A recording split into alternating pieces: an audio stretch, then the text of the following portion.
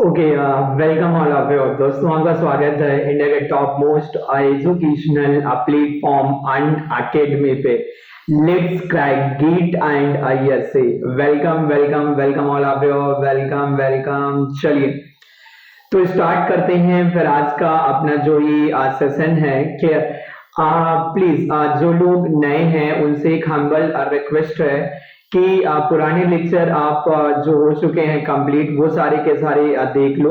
और आज जो अपना ये लेक्चर है ये दो डिफरेंट एग्जामिनेशन, एक आपका एनएलसी, दूसरा आपका आईपेट, उसके रिगार्डिंग आज जो है ये अपना 23rd लेक्चर्स है। इससे पहले 22 लेक्चर जो है वो कंप्लीट हो चुके हैं, तो प्लीज उन लेक्चर को जाओ और आप देख लो। क्लियर?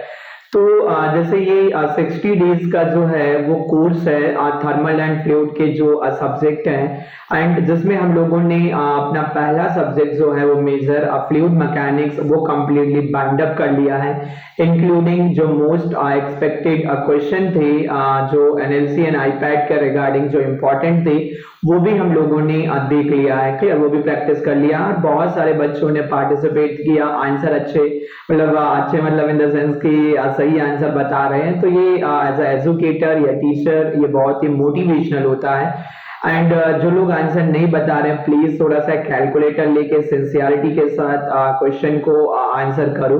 एंड एक थोड़ा सा और आपसे रिक्वेस्ट है दोस्त की लाइक शेयर एंड चैनल को सब्सक्राइब करना मत भूलें एंड कमेंट करना। क्लियर? और अपने दोस्तों को थोड़ा सा आप इन्फॉर्म करते रहिए, ज्यादा से ज्यादा लोग इस सेशन में जुड़े तो थोड़ा सा और मोटिवेशन बढ़े, कुछ अच्छे अच्छे जो कोर्सेस हैं वो हम लोग लॉन्च कर सकें।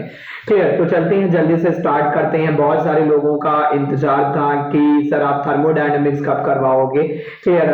जो हमारा मेजर सब्जेक्ट है यहाँ का थर्मल का, जिसपे बहुत सारे सब्जेक्ट हमारे डिपेंडेंट हैं एप्लीकेशन के जो सब्जेक्ट हैं, चाहे वो पावर प्लांट हो या इंटरनल कंबशन इंजन या रेफ्रिजरेशन एंड एयर कंडीशनिंग, और थोड़ा बहुत हीट एंड मास ट्रांसफर में भी थर्मो के कॉन्सेप्ट यूज होते हैं। तो सर आपका वेट खत्म हो चुका है, आज से हम लोग थर्मोडायनेमिक स्टार्ट करने जा रहे हैं। एंड थर्मोडायनेमिक में पूरी कोशिश करूंगा कि प्रॉपर तरीके से मैं आपको विजुलाइज कराऊं। क्लियर? जैसे अभी के लिए मैं आपको हल्का सा एक डायग्राम दिखाता हूं, जैसे अपन प्रॉपर तरीके से सारे विजुलाइजेशन के डायग्राम यहाँ पर पुटअप कर रहे हैं और प्रॉपर तरीके से आपको सब्जेक्ट को हम लोग फील कराएंगे यहाँ से कि मैक्सिमम चीजें आपको समझ में आए। क्लियर? तो आप लास्ट तक जुड़िए और अपने दोस्तों को भी थोड़ा सा इन्फॉर्म करिए कि यहाँ पर आए और अपनी स्टडी को कंटिन्यू रखें इस वर्स्ट सिचुएशन में भी। चलिए तो स्टार्ट करते हैं दोस्त। थोड़ा सा इन्फॉर्म आपको और भी करना है कि जैसे ये मैकेनिकल में सेशन चल रहा है वैसे ही आपका सिविल एंड इलेक्ट्रॉनिक्स में आपका 60 डेज का जो है वो कोर्स रन हो रहा है। तो अगर आपके कोई दोस्त हैं इलेक्ट्रॉनिक्स में या सिविल तो उनको भी इन्फॉर्म कर दीजिए, जल्दी से यहाँ आए, मतलब इस सेशन को कंटिन्यू करें, मतलब इसके पैरेलल में जो उनके ब्रांचेस में सेशन हो रहे हैं। क्लियर? तो उनकी भी स्टडी कंटिन्यू रहे। चलिए तो ये 60 डेज यानी 2 मंथ का लॉन्ग शेड्यूल था जो हम लोगों ने इंट्रोडक्टरी लेक्चर में देखा था कि कैसे कैसे हम सब्जेक्ट को प्लान करेंगे। यहाँ पर थोड़ा सा मैं आपको ये बता दे रहा हूँ, जैसे पहला सब्जेक्ट हम लोगों ने सेफली बढ़िया बाइंड अप कर लिया है, एंड सेकेंड सब्जेक्ट जैसे हम लोगों ने अभी बेसिक थर्मोडायनेमिक स्टार्ट किया है। तो बेसिक थर्मोडायनेमिक्स में टेंशन फ्री रहो कि इसमें हम लोगों ने टाइम थोड़ा, जैसे मैंने टाइम थोड़ा एक्सटेंड कर लिया है, अभी 1 आवर का कर रहे थे तो 1.5 आवर या 2 आवर के आसपास हम लोग जो है प्लान कर लेंगे। और मैं चाहता हूं कि थर्मोडायनेमिक्स आपका बढ़िया तरीके से हो जाए। क्लियर? एंड फिर अगर और टाइम मिलता है तो हम सेपरेट भी सब्जेक्ट को लॉन्च कर देंगे, क्योंकि बहुत सारे बच्चों का ये मतलब फोन आ रहा था, मैसेज इंक्वायरी के सर प्लीज थर्मोडायनेमिक डेप्थ में करवा दीजिए जिससे हमारा जो एग्जाम और अच्छा हो जाए। तो नो डाउट थर्मल पर मैं मैक्सिमम फोकस कर रहा हूँ। क्लियर? एफएम पे भी किया, ऐसा नहीं है, बट एफएम बहुत लेंदी सब्जेक्ट है, आप भी समझ सकते हो दोस्त। थर्मो एफएम के रेस्पेक्ट में उतना लेंदी नहीं है, तो अपन मैक्सिमम डिटेल में जा सकते हैं। चलिए तो here is my brief introduction regarding my teaching career as well as my qualification. Clear? तो I am Amit Maurya and I am teaching from last 7+ year in the industry of GEAT and ESC। मैं India के हर एक top institute में दोस्त classes लिया हूँ, हर एक शहर में ऑलमोस्ट मैंने पढ़ाया है। Clear. And I have completed my masters from IIT Bombay and वहाँ की जो टॉप ब्रांच है थर्मल एंड फ्लूइड उससे मैंने अपना मास्टर्स कंप्लीट किया with 9.2 CGPI 9.2 CGPI के साथ out of scale of 10 and qualify maximum number of public sector and published by top level research paper in जैसे देखा जाए तो थर्मल एंड फ्लूइड के डोमेन में एंड मेरा जो रिसर्च का एरिया वो थर्मल ही है उससे मिलता जुलता है यानी कंप्यूटेशनल फ्लूइड डायनामिक्स तो मेरा न्यूमेरिकल एंड कंप्यूटेशनल वर्क था CFD को यूज करके एंड ये थोड़ा सा है कि अनअकैडमी पे कैसे मुझे फॉलो करोगे वो मैं अभी आगे आपको बताऊंगा। कई सारे स्टूडेंट पूछते हैं कि सर आपका टॉपिक क्या था रिसर्च का या पेपर आपका कैसे एक्सेस होगा, तो मैंने एक जैसे यहाँ पर पेपर अपना प्लेस किया है। जो मेरा टॉपिक था एमटेक में रिसर्च का वो droplet combustion studies of nitromethane and it's blended mixtures था। क्लियर, डिफरेंट मिक्सचर को ब्लेंड करके उनका बाइंडिंग रेट एंड जो एग्जॉस्ट एंड उनकी क्वालिटी जो होती थी उसको अपने को जज करना होता था। तो ये thermal and experimental thermal and fluid sciences में पेपर पब्लिश है एंड ये वर्ल्ड का टॉप रिसर्च पब्लिकेशन है। जैसे आपका बुक में मैकग्रा-हिल एंड विले पब्लिकेशन होता है वैसे ये आपका विले पब्लिकेशन है जर्नल्स का, तो ये आप एक्सेस कर सकते हो। चलिए अब देखिए जैसे आपको और एक स्टेप और आगे बढ़ के क्या करना है, जैसे अनअकैडमी लर्निंग ऐप की हम लोग बात करें तो अनअकैडमी लर्निंग ऐप जब आप डाउनलोड करोगे प्ले स्टोर से एंड इंस्टॉल करोगे तो जैसे वहां पर क्या है कि मार्च एंड अप्रैल में आपको ये कमिट किया गया था कि ऑलमोस्ट 20,000 प्लस जो है वो स्पेशल क्लासेस कंडक्ट की जाएंगे बाय टॉप इंडिया के जो टॉप एजुकेटर है। अप्रैल में तो 20,000 प्लस क्लासेस आपकी हो गई एंड मार्च में एंड अप्रैल में भी आपकी चल रही हैं ऑलमोस्ट, वो भी कंप्लीट होने वाली हैं। एंड मेरी क्लासेस के लिए जैसे वहां पर भी मैंने बहुत सारे स्पेशल क्लासेस ले रखा है तो वो भी आप फ्री में एक्सेस कर सकते हो। तो मेरी क्लासेस के लिए क्या करना है, जैसे आप वहां सर्च करोगे अमित कुमार, तो अभी रिसेंटली जैसे मैंने क्लास लेना स्टार्ट किया है तो अभी थोड़ा नीचे मिलेगा अमित कुमार सर्च करोगे और मुझे जो है वो फॉलो कर लोगे। तो फॉलो मी जैसे ही करते हो आपको लाइव क्लास का जो भी नोटिफिकेशन होगा वो मैसेज या मेल के थ्रू आना स्टार्ट हो जाएगा, तो कभी भी आपकी लाइव क्लास जो है वो मिस नहीं होगी। तो ये भी आपके पास एक अपॉर्चुनिटी है यूट्यूब एंड प्लस प्लेटफॉर्म पे आके भी आप कोर्सेज को कर सकते हो। चलिए जैसे बहुत सारे बच्चों ने सब्सक्रिप्शन लिया यानी पेड कोर्सेज की अगर हम लोग बात करें और बहुत सारे लोग इंक्वायरी भी कर रहे हैं कि सर हमें अनअकैडमी से अपनी प्रिपरेशन करना है तो हम कैसे प्लान करें, तो जैसे मैं आपको बोलूंगा कि अनअकैडमी प्लेटफॉर्म पे गेट ESC या जितनी भी कॉम्पिटिटिव एग्जामिनेशन होते हैं, जितने भी पब्लिक सेक्टर के एग्जाम हो रहे हैं, SSC के एग्जाम हो गए, जैसे JEE के एग्जाम हो गए, स्टेट सर्विसेज के एग्जाम हो गए, क्लियर, जितने भी एग्जाम होते हैं एक सिंगल सब्सक्रिप्शन से सारी कोर्सेज को आप एक्सेस कर सकते हो। क्लियर, सिंगल सब्सक्रिप्शन से। और अगर आप ये देखोगे तो जैसे मैं वेरियस जैसे डिफरेंट कोर्सेज हैं डिफरेंट टाइम डोमेन के, बट मैं आपको सजेस्ट करूंगा कि मिनिमम दोस्त 1 ईयर सब्सक्रिप्शन प्लान के लिए जाना एंड 1 ईयर के लिए अगर आप चाहते हो, क्योंकि जितने भी एग्जाम है नेशनल लेवल के एग्जाम है जिनको क्रैक करने के लिए मिनिमम 9 से 10 मंथ का टाइम आपको दोस्त देना पड़ेगा, इतनी जल्दी नहीं होगा। एंड देन फिर रिवीजन एंड क्वेश्चन की प्रैक्टिस। तो अगर आप 12 मंथ के सब्सक्रिप्शन प्लान के लिए जाते हो जैसे 12 मंथ, तो ये आपका ओनली 25,000 का पड़ेगा, ओनली 25,000।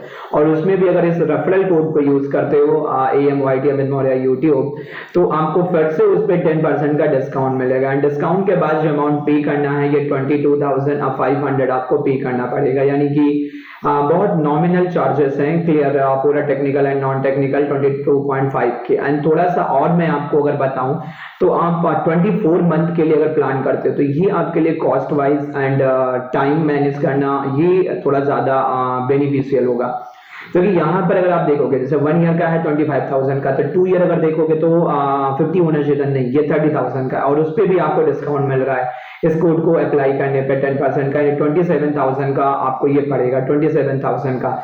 और अगर आप ये देखोगे जैसे यहाँ पर आप अगर देखते हो तो जैसे ये 30,000 का है और ये आपका 25,000 का, यानी कि अगर आप 1 ईयर में 1 मंथ की कॉस्ट ऐड कर देते हो तो आपको 1 ईयर एक्स्ट्रा कोर्स को एक्सेस करने का मौका मिल जाएगा, 1 ईयर एक्स्ट्रा। क्लियर, बाद में रेन्यू और ये सब करवाना नहीं पड़ेगा जिससे कॉस्ट आपकी बढ़ेगी नहीं, तो ये थोड़ा सा बेटर ऑप्शन है 24 मंथ का। एंड अगर इसके रिगार्डिंग अगर आपको कोई इशू आता है सब्सक्रिप्शन के, तो मैंने आपको पहले भी बोला इस नंबर पे आप मुझे कॉन्टैक्ट कर सकते सकते हो व्हाट्सएप या कॉल 7073442604। क्लियर, इस नंबर पे आप मुझसे कांटेक्ट भी कर सकते हो।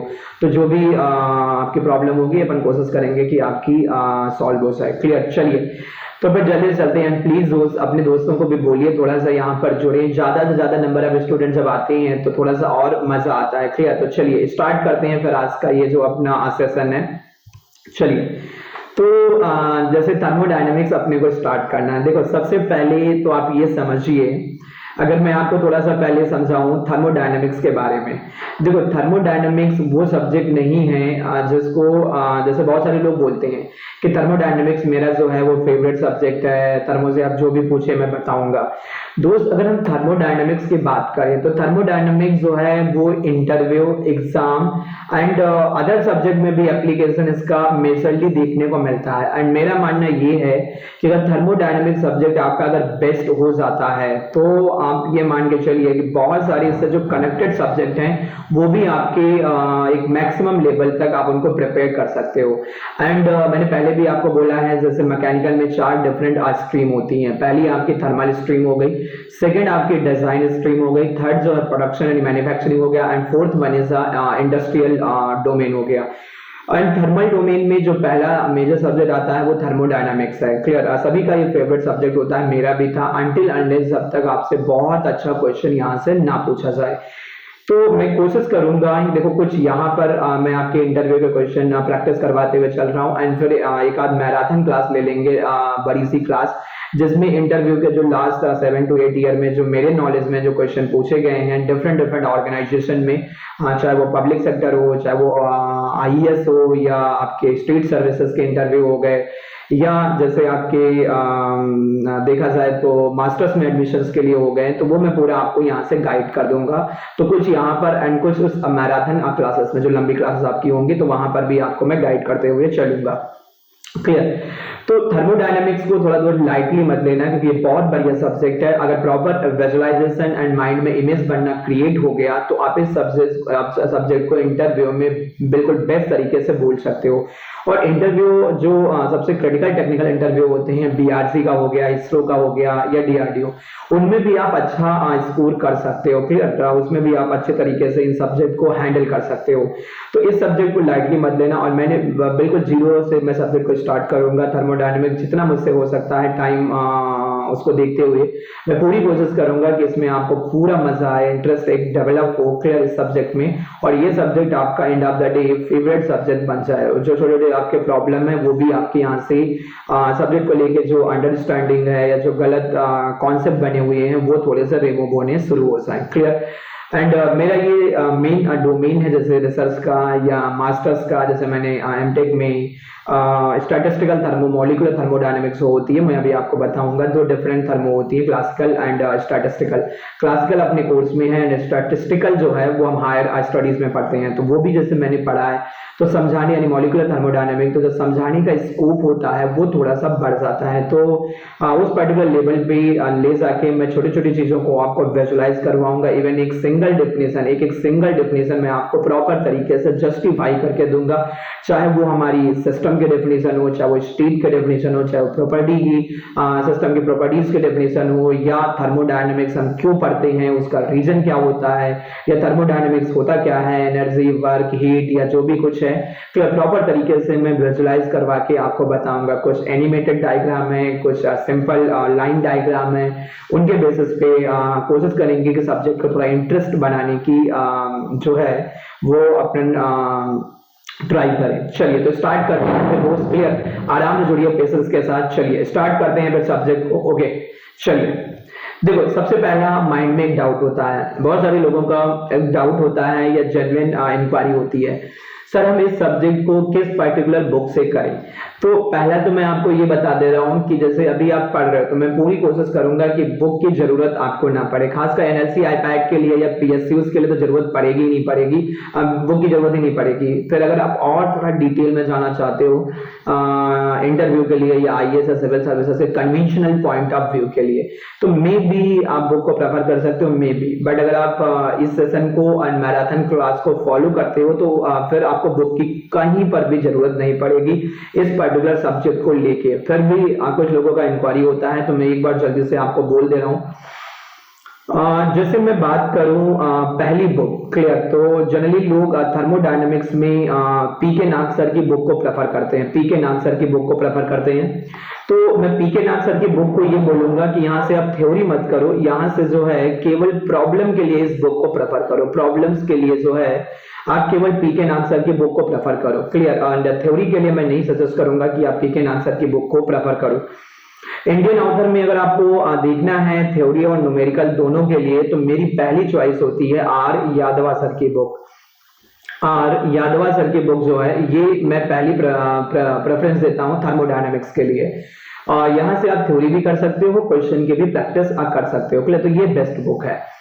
एंड देन फॉरेन ऑथर में जो पहली प्रेफरेंस मेरी रहेगी, अगर आप सेल्फ पढ़ना चाहते हो, सेल्फ और जल्दी से समझना चाहते हो, जल्दी मतलब उतना टाइम आपके पास नहीं है, उतना प्रॉपर तरीके से आप नहीं टाइम डिवोट कर पा रहे हो, तो मैं आपको बोलूंगा कि सर आप फिर यूनिस ए सेंजल की बुक प्रेफर करो थर्मोडायनेमिक्स में, क्लियर, यूनिस ए सेंजल। बट अगर आपके पास टाइम है तो फिर मैं आपको ये दो बुकें जो हैं ये प्रेफर करने के लिए बोलूंगा, ये दो बुक्स जो हैं वो प्रेफर करने के लिए बोलूंगा, ये दो बुक, क्लियर। जिसमें ये वाली बुक जो है पहले नंबर पे है, फर्स्ट ये बुक सोनटैग की जो है रिचर्ड सोनटैग की जो बुक है, वन ऑफ द बेस्ट, यानी बाइबल ऑफ द थर्मोडायनामिक्स, मैं ऐसे बोल सकता हूँ, थर्मोडायनामिक्स का ये बाइबल है।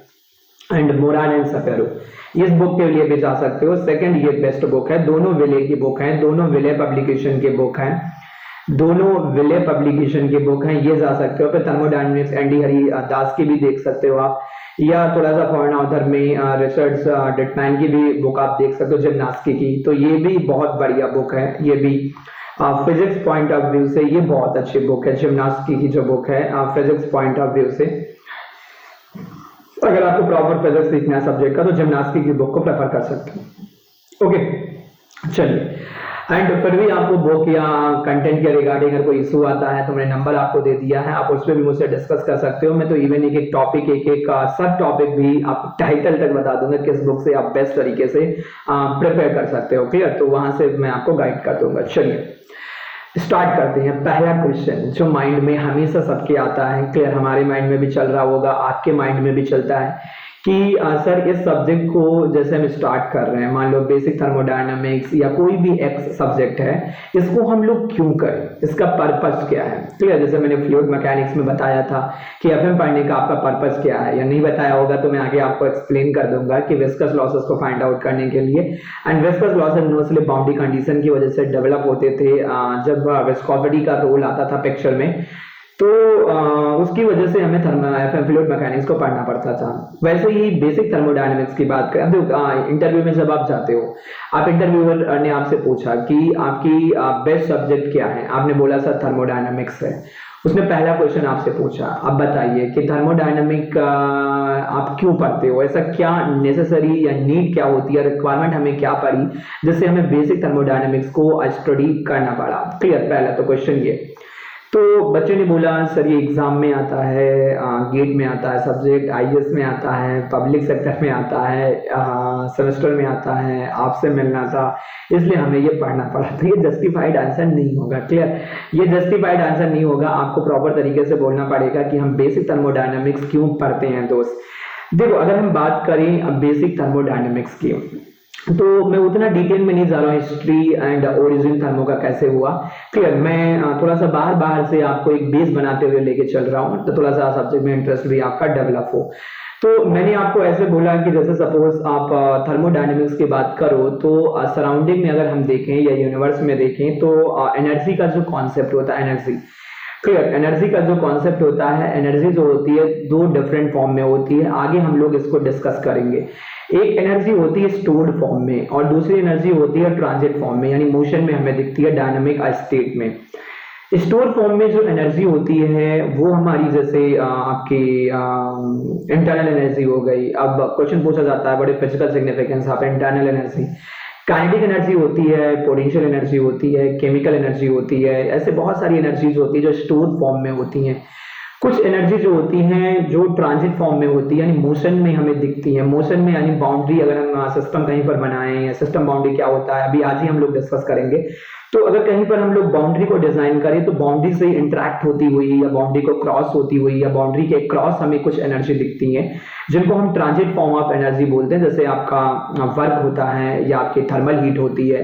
क्लियर, ये सारी क्या होते हैं, वर्क क्या होता है, थर्मल हीट क्या होती है, ये सब हम लोग देखेंगे। तो ये जो दो एनर्जीज होती हैं ये हमारी ट्रांजिट फॉर्म में दिखती हैं एंड कुछ हमारी स्टोर्ड फॉर्म में दिखती हैं। तो इन एनर्जी को जो इंटरेक्शन होता है इनका जो आपस में अगर देखा जाए तो आपस में जो एक बॉडी से दूसरे बॉडी में या एक सिस्टम से दूसरे सिस्टम में जो इनका इंटरेक्शन होता है, वे ऑफ इंटरेक्शन कैसे मतलब डील करेंगे या कैसे इंटरेक्शन कैसे होगा, कितने अमाउंट से होगा। तो उन सारी चीजें को स्टडी करने के लिए, उन सारी चीजें इन सारी कॉन्सेप्ट को रियल लाइफ के जो डिवाइसेस होते हैं उसमें स्टडी करने के लिए हम बेसिक थर्मोडायनेमिक्स को डेवलप करते हैं या बेसिक थर्मोडायनेमिक्स को हम लोग यूज करते हैं। और इवन मेरा मानना ये है कि थर्मोडायनेमिक एक ऐसा सब्जेक्ट है जो हर एक ब्रांच में वाइडली यूज किया जाता है। वो चाहे आपका मैकेनिकल इंजीनियरिंग हो, चाहे आपका केमिकल इंजीनियरिंग हो, या मे बी एरोस्पेस हो गया या बायोमेडिकल हो गया, ठीक है। तो बहुत इलेक्ट्रॉनिक्स में भी यूज किया जाता है, cooling of the chips, circuit या डिवाइसेस, क्लियर। तो हर एक जगह पे थर्मोडायनेमिक, ह्यूमन बॉडी हो गई, ह्यूमन बॉडी में जो मेटाबॉलिज्म हीट जनरेट हो रही है, कितने अमाउंट से जनरेट हो रही है, उसका डिसिपेशन कैसे होगा बॉडी से सराउंडिंग में, क्लियर। उसके लिए रिस्पॉन्सिबल कौन होगा, कितना टाइम लगेगा, तो ये सारा कुछ अपने को जो है वो थर्मोडायनेमिक्स से ही आइडिया मिलता है। तो ये सारा अपने को समझना है। या कोई भी जहां पर देखो वेरिएशन टेम्परेचर का होता है, थर्मल वेरिएशन जहां पर भी आते हैं वहां पर हमें बेसिक थर्मोडायनेमिक्स के, चाहे वो डेली लाइफ में कुकिंग करना हो, खाना बनाना हो, या छोटे छोटे जितने भी आपके टास्क होते हैं, मैं मान के चलता हूँ 99% जो डे बाय डे लाइफ के जो टास्क हैं उनमें थर्मो का इन्वॉल्वमेंट होता है, क्लियर।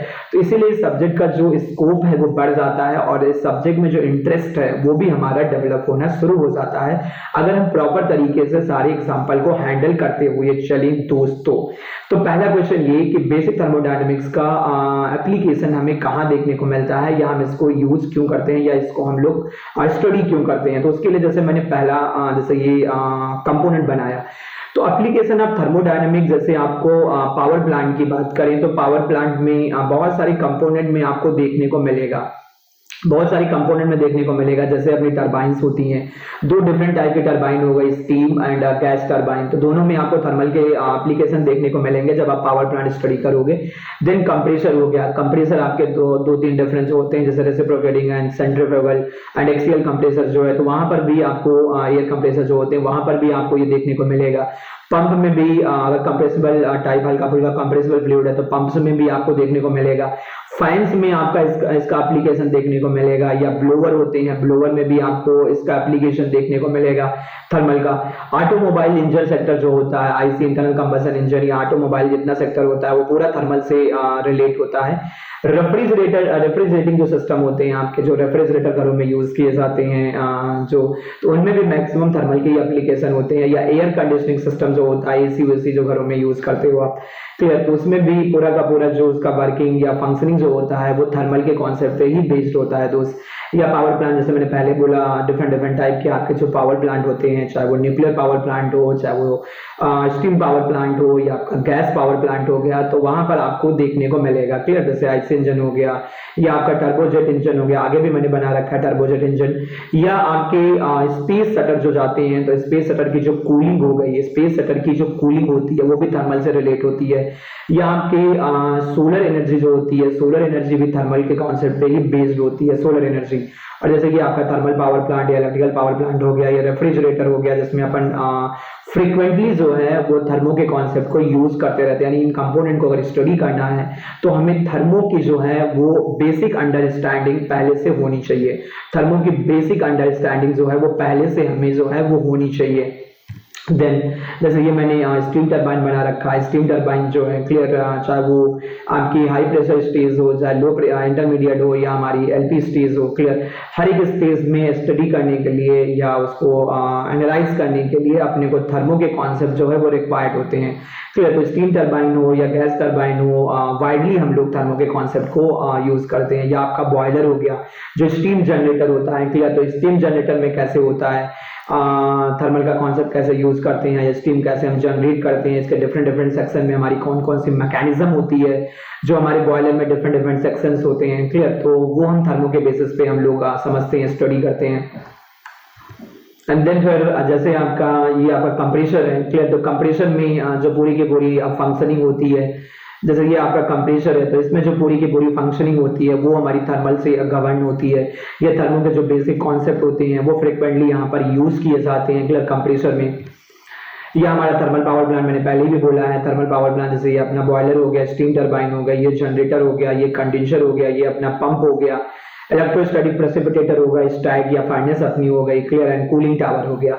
तो यहाँ पर भी जो है वो फ्रिक्वेंटली आपका जो थर्मो का कॉन्सेप्ट है वो हर एक डिवाइस में यूज किया जाता है, चाहे वो आपका कूलिंग टावर हो, चाहे आप कंडेंसर ले लो, चाहे आप स्टीम टरबाइन ले लो, चाहे बॉयलर हो गया, चाहे प्रेसिपिटेटर हो गया, या स्टैग हो गया, चिमनी नीचे फर्नेस होगा, फिर तो इसमें भी थर्मो के जो है वो कॉन्सेप्ट मेजरली यूज किए जाते हैं। इनके बिना हम लोग स्टडी नहीं, थर्मो के बिना हम लोग स्टडी इनके परफॉर्मेंस या इनका जो वर्किंग होता है वो हम लोग स्टडी नहीं कर सकते हैं। देन फिर इंटरनल कंबशन इंजन हो गया, क्लियर। इंटरनल कंबशन इंजन के जो डिफरेंट डिफरेंट आपके स्टेजेस होते हैं, intake, compression, expansion and exhaust, हर एक स्टेज में आपको थर्मो की रिक्वायरमेंट होगी। चाहे वो इनटेक सक्शन को ले लो, चाहे आप कंप्रेशन स्ट्रोक को ले लो, चाहे आप एक्सपेंशन स्ट्रोक के लिए जाओ या एग्जॉस्ट स्ट्रोक के लिए जाओ, आपको चारों स्ट्रोक के लिए या चारों जो आपके प्रोसेस होती है उसमें थर्मो का जो है वाइडली यूज होगा, थर्मो की जो प्रोसेस होती है या थर्मो के जो कॉन्सेप्ट होते हैं।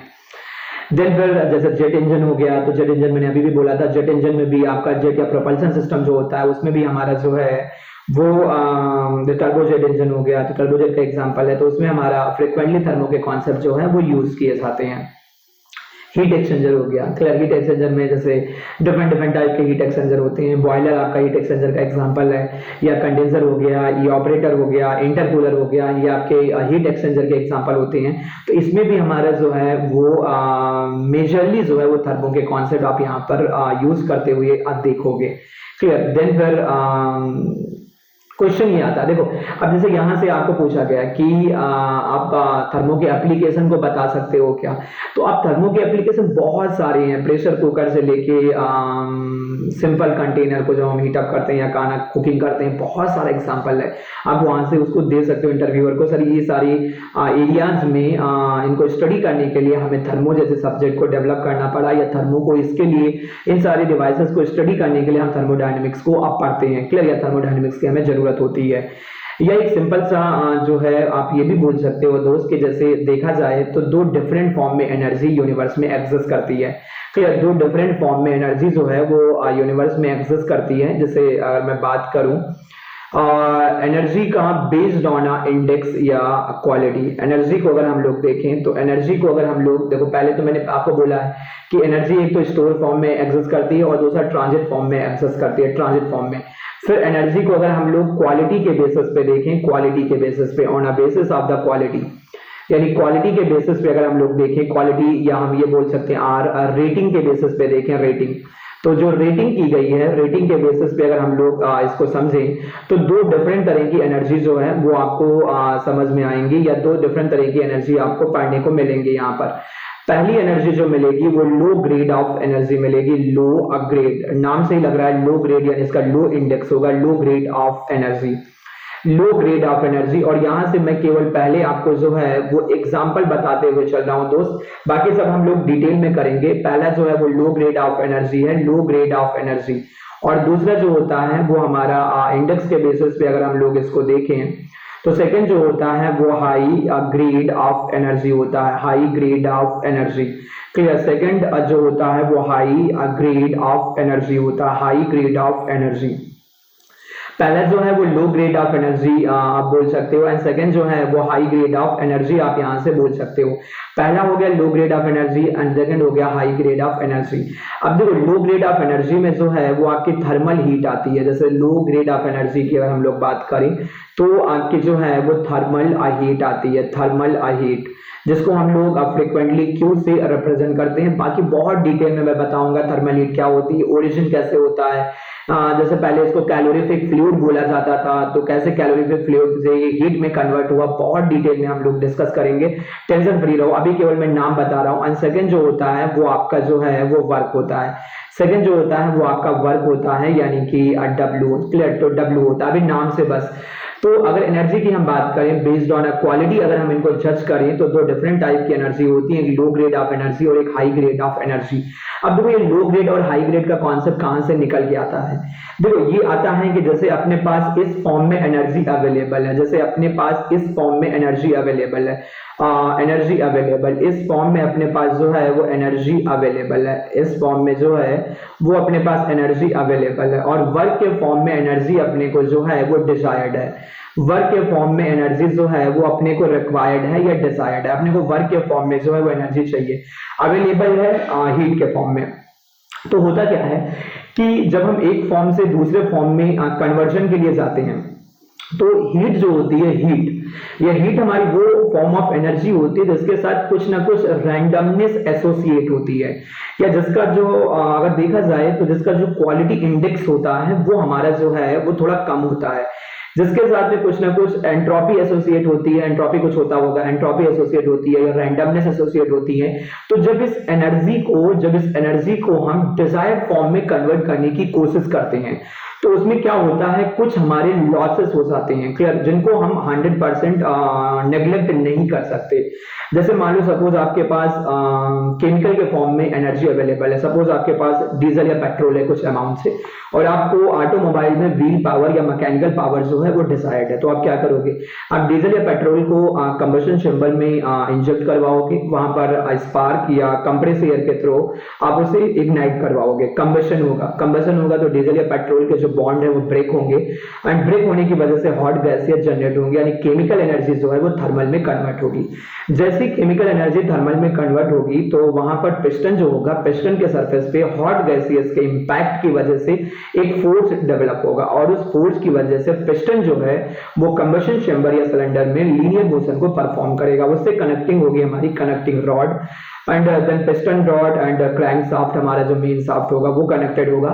तो होगा क्या कि पिस्टन जब हमारा लीनियर मोशन करेगा बैक एंड फ्लो, तो उसके लीनियर मोशन की वजह से जो है वो क्रैंक रॉड या क्रैंक शाफ्ट जो है वो हमारा एंगुलर मोशन परफॉर्म करेगा, और जैसे एंगुलर मोशन उस शाफ्ट पे डेवलप होगा, यानी रोटेशनल पावर आएगी, यानी जिसको हम मैकेनिकल पावर बोलते हैं, या उसे हम व्हील अटैच कर देंगे तो उससे व्हील पावर डेवलप होना स्टार्ट हो जाएगा।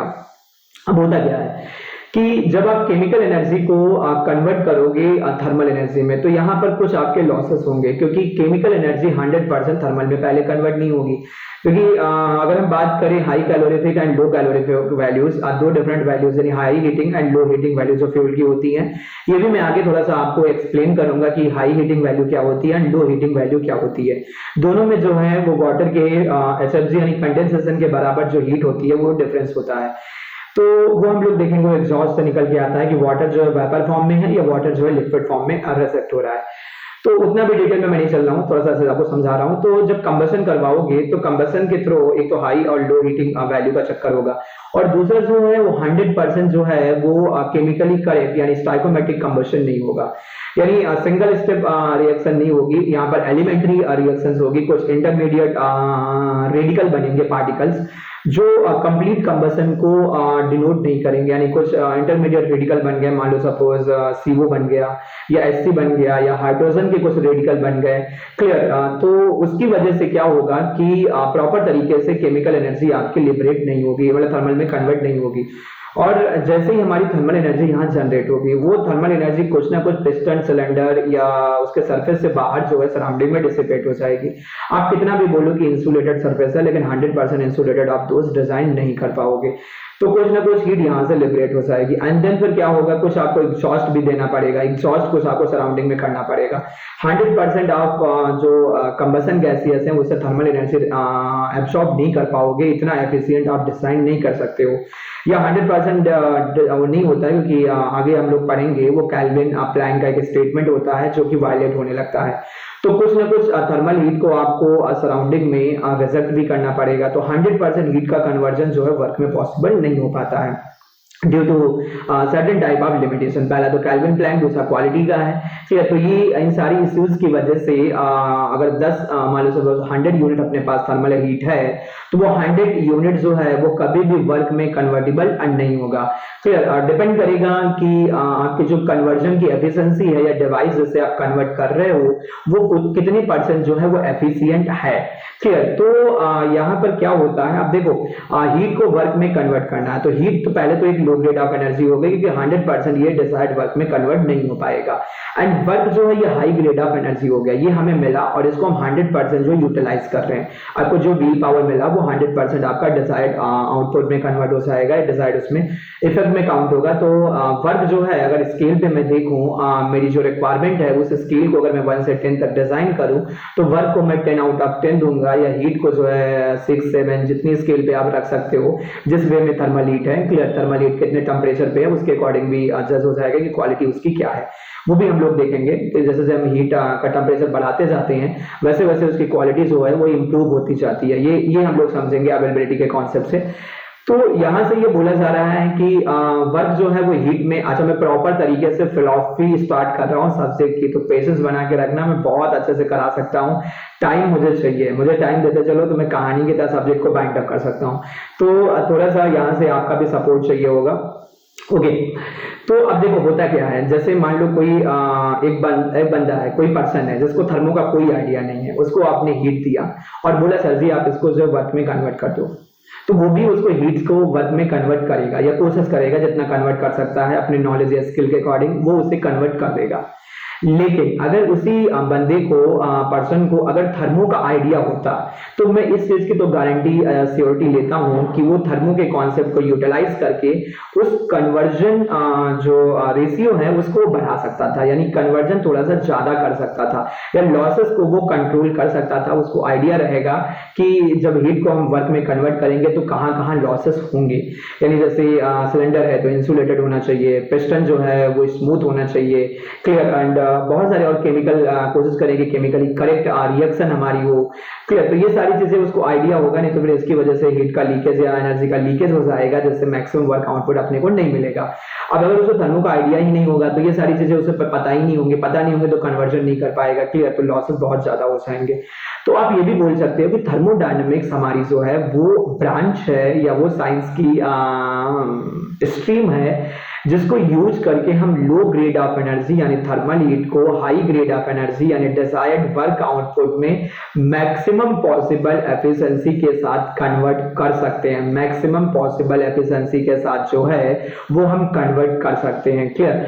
अब देखो यहाँ से जैसे थर्मोडायनेमिक्स का जो मीनिंग दिया जाता है वो नाम के अकॉर्डिंग जो है, जैसे पहला इंपैक्ट जो जाता है वो थर्मो के नाम के अकॉर्डिंग जाता है, थर्मोडायनामिक। थर्मो मतलब क्या, थर्मल हीट, डायनामिक्स मतलब क्या, मोशन यानी ट्रांजिट। तो इनडायरेक्टली आप ऐसे भी बोल सकते हो कि थर्मोडायनामिक हमें आइडिया देता है उस एनर्जी के बारे में, जनरली उस एनर्जी के बारे में जो एनर्जी ट्रांजिट फॉर्म में होती है यानी मोशन में होती है, मोशन में। क्योंकि ये दोनों एनर्जीज जो हैं वो मोशन में है। ये अगर दोनों एनर्जी आप देखोगे तो ये दोनों एनर्जी जो हैं वो ट्रांजिट बोल सकते हो, ट्रांजिट स्टेट बोल सकते हो, या मोशन बोल सकते हो, डायनामिक्स। इन दोनों एनर्जीज को आप ये बोल सकते हो कि ये अपन ये बोल सकते हैं इज इन ट्रांजिट स्टेट। इनको हम लोग ट्रांजिट स्टेट में बोल सकते हैं, और मोशन या डायनामिक स्टेट भी बोल सकते हैं, मोशन या डायनामिक स्टेट बोल सकते हैं, डायनामिक स्टेट। इनको हम लोग डायनामिक स्टेट भी नाम दे सकते हैं, dynamic state, clear. Dynamic state भी हम लोग इनको बोल सकते हैं। तो यहां से ये थोड़ा सा अपने को समझ में आता है कि थर्मोडायनामिक जनरली जो है वो दो डिफरेंट टाइप की जो ट्रांजिट एनर्जीज होती हैं, दो डिफरेंट टाइप की, पहले तो वर्क एंड हीट, जिनको आपस में जिनके आपस में कन्वर्जन को बताता है हमें। एंड देन फिर अदर फॉर्म ऑफ जो एनर्जी होती है, अदर फॉर्म ऑफ एनर्जी जो स्टोर्ड एनर्जी होती है, उनके भी इंटरेक्शन को ये क्या करता है, इंक्लूड करता है, क्लियर। एंड देन फिर थोड़ा सा और आगे चले तो कुछ लोग ये बोलते हैं कि जो थर्मोडायनामिक्स होता है ये 3E का कॉन्सेप्ट होता है, 3E का कॉन्सेप्ट होता है, क्लियर। वो 3E हमारी क्या होती है, जैसे कुछ लोग बोलते हैं ये जो है वो हमारा 3E का कॉन्सेप्ट होता है, 3E's का कॉन्सेप्ट। अब ये 3E's हमारी क्या होती है, देखो एक हमारी जो E होती है, एक हमारी फर्स्ट E जो होती है पहली ई जो होती है ये कॉन्सेप्ट होता है एनर्जी का, एक कॉन्सेप्ट होता है एनर्जी का, और दोनों फॉर्म ऑफ एनर्जी, एक स्टोर एनर्जी और दूसरी ट्रांजिट फॉर्म ऑफ एनर्जी जो होती है। एंड दूसरी ई का जो कॉन्सेप्ट होता है, सेकंड ई का जो कॉन्सेप्ट होता है, सेकंड ई का जो कॉन्सेप्ट होता है वो होता है दोज इक्विलिब्रियम। दो सेकंड जो होता है वो हमारा इक्विलिब्रियम का होता है, और ये सब हम लोग डिस्कस करेंगे जो डिफरेंट टाइप्स ऑफ इक्विलिब्रियम होते हैं, कैसे अचीव करते हैं, अगर कुछ चेंजेस हो तो कैसे ये इक्विलिब्रियम हमारे डिस्टर्ब हो जाते हैं, एक इक्विलिब्रियम दूसरे से कैसे रिलेटेड होता है, एक अगर हमारा वायलेट कर जाए इक्विलिब्रियम तो दूसरे इक्विलिब्रियम कैसे वायलेट होते हैं। देन इक्विलिब्रियम को हम रिलेट करेंगे क्वासी स्टैटिक स्टेट से, एंड क्वासी को फिर लास्ट में रिलेट करेंगे जाके रिवर्सिबल और इररिवर्सिबल के कॉन्सेप्ट से। क्लियर? तो टेंशन फ्री रहना बिल्कुल। तो सेकंड ई का जो कॉन्सेप्ट होता है वो इक्विलिब्रियम होता है, एंड थर्ड ई का जो कॉन्सेप्ट होता है जो फ्रिक्वेंटली पूछा जाता है वो होता है एंट्रोपी। सेकंड ई का जो कॉन्सेप्ट होता है वो होता है हमारा एंट्रोपी। यानी कहने का मतलब ये है कि थर्मोडायनामिक्स जो होता है वो फ्रिक्वेंटली डील करता है एनर्जी, फ्रीक्वेंटली डील करता है energy equilibrium, equilibrium, and third one जो है वो एंट्रोपी। क्लियर? इसके साथ जो है वो ये मेजरली जो है वो डील किया जाता है, मेजरली जो है ये डील किया जाता है। क्लियर? तो ये आप बोल सकते हो कि ये जो है वो 3 डिफरेंट ईज का कॉन्सेप्ट है जिसमें मैक्सिमम हम लोग एनर्जी, इक्विलिब्रियम और एंट्रोपी के बारे में जो है वो डिस्कस करेंगे। देन आप ऐसे भी समझ सकते हो, देखो थर्मोडायनेमिक्स आपको एक जनरल परसेप्शन देता है या जनरल थ्योरी डेवलप करने में या मॉडल डेवलप करने में आपकी मदद करता है। जब एक बॉडी या एक सिस्टम जब किसी अदर बॉडी या सिस्टम से इंटरेक्ट होता है तो वो कैसे बिहेव करेगा, उसमें चेंजेस क्या आएंगे। क्लियर? जब हीट का या वर्क का या अदर फॉर्म ऑफ एनर्जीज का जो इंटरेक्शन होगा तो उसकी प्रॉपर फिजिकल या जो भी स्टेट है उसको प्रेडिक्ट करने के लिए हमें थर्मो की रिक्वायरमेंट होती है दोस्त।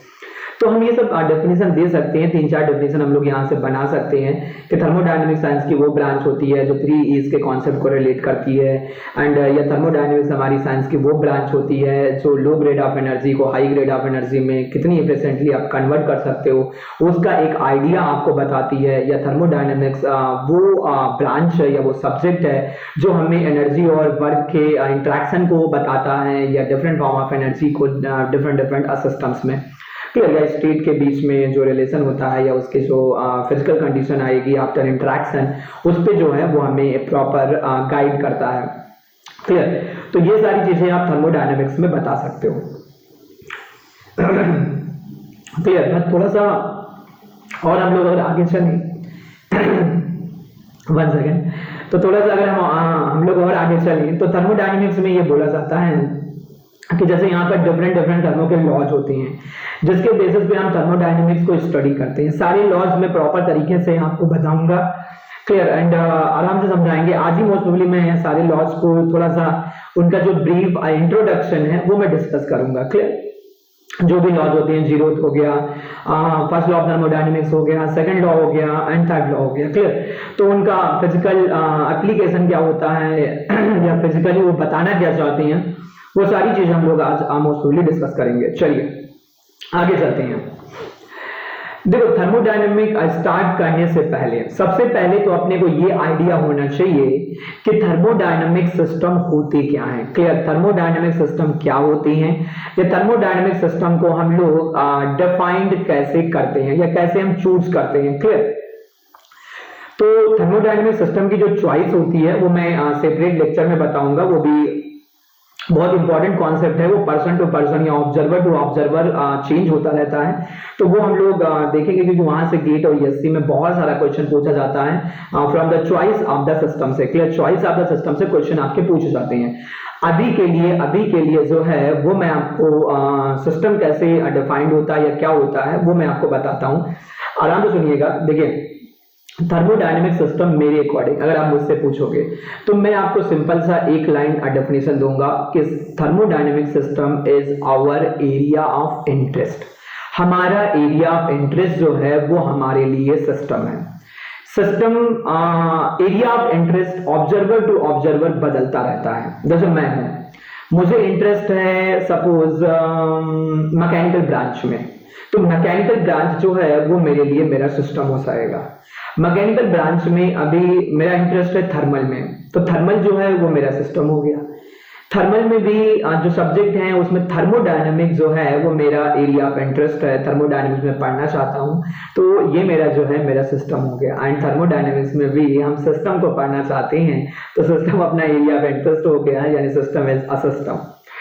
या जो प्रॉपर डेफिनेशन होती है उसके अकॉर्डिंग अगर हम लोग समझें तो सिस्टम जो होता है वो हमारा कुछ ऐसे बोला जाता है स्पेस में मैटर की कुछ कन्फाइंड मैटर की जो कन्फाइंड क्वांटिटी होती है, या मैटर का या स्पेस में कुछ कन्फाइंड जो रीजन होता है, यानी मैटर का क्वांटिटी या स्पेस में कन्फाइंड जो रीजन होता है, क्लियर, जिसपे हम अपनी स्टडी को फोकस करते हैं या जिसके बारे में हम कुछ जानना चाहते हैं, that should be known as our system या आवर एरिया ऑफ इंटरेस्ट। यानी thermodynamic system can be defined as fixed amount या वेरिएबल, रुको पहले ऐसे नहीं, थोड़ा सा और अभी इसमें ब्रेक हो गया।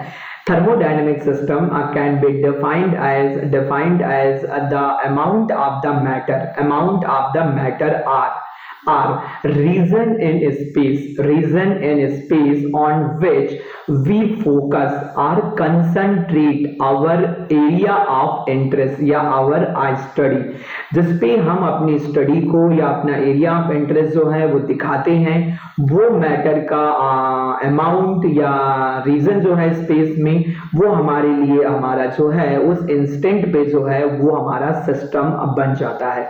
क्लियर? तो सिस्टम जो होता है वो बदलता रहता है, ये ऑब्जर्वर टू ऑब्जर्वर जो है वो चेंज होगा। जैसे मैं आपको हल्का सा एग्जांपल दूं, मान लो सपोज अब पिस्टन सिलेंडर अरेंजमेंट है, जैसे कॉमनली जो फ्रीक्वेंटली यूज किया जाता है, मान लो सपोज पिस्टन सिलेंडर अरेंजमेंट है, क्लियर। अब जस्ट हल्का सा मान लो सपोज आगे भी बने भी है डायग्राम, मान लो पिस्टन सिलेंडर ये अरेंजमेंट है, क्लियर। तो पिस्टन सिलेंडर मान लो सपोज दैट ये पिस्टन सिलेंडर अरेंजमेंट है, नीचे से जो है वो एक हीटर लगा हुआ है, या थोड़ा सा रुको पहले और थोड़ा डिटेल में हम लोग बनाते हैं एंड देन फिर आगे चलते हैं, क्लियर। तो मान लो सपोज एक कोई पिस्टन सिलेंडर अरेंजमेंट, और मैं आपको कुछ ऐसे समझा रहा हूं कि मान लो सपोज ये सिलेंडर हो गया, सिलेंडर के ऊपर जो है वो पिस्टन रखा हुआ है, आराम से पेशेंस रख के चलना। सर मैं बहुत स्लो पढ़ाता हूँ, धीरे धीरे बढ़िया अपन चलेंगे, क्लियर, जल्दी नहीं है। तो मान लो सपोज ये जो है ये अपना जो है वो पिस्टन है, मान ले सपोज डैट ये जो है ये अपना जो है वो पिस्टन है, ये जो है वो अपना पिस्टन है, और इसके अंदर जो है वो कोई गैस जो है वो फिल्ड है, इसके अंदर जो है वो गैस जो है वो कोई फिल्ड है।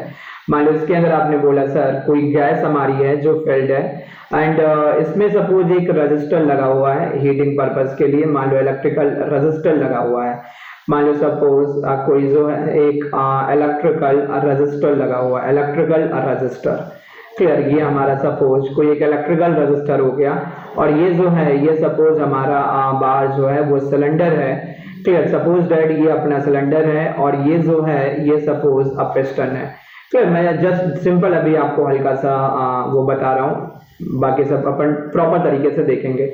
और ये सपोज जो है वो अपनी गैस या जो है एयर है, अब देखो किसी ने ये बोला कि सर मान लो कोई ऑब्जर्वर है, उसने बोला नहीं सर मुझे केवल गैस के बारे में स्टडी करना है,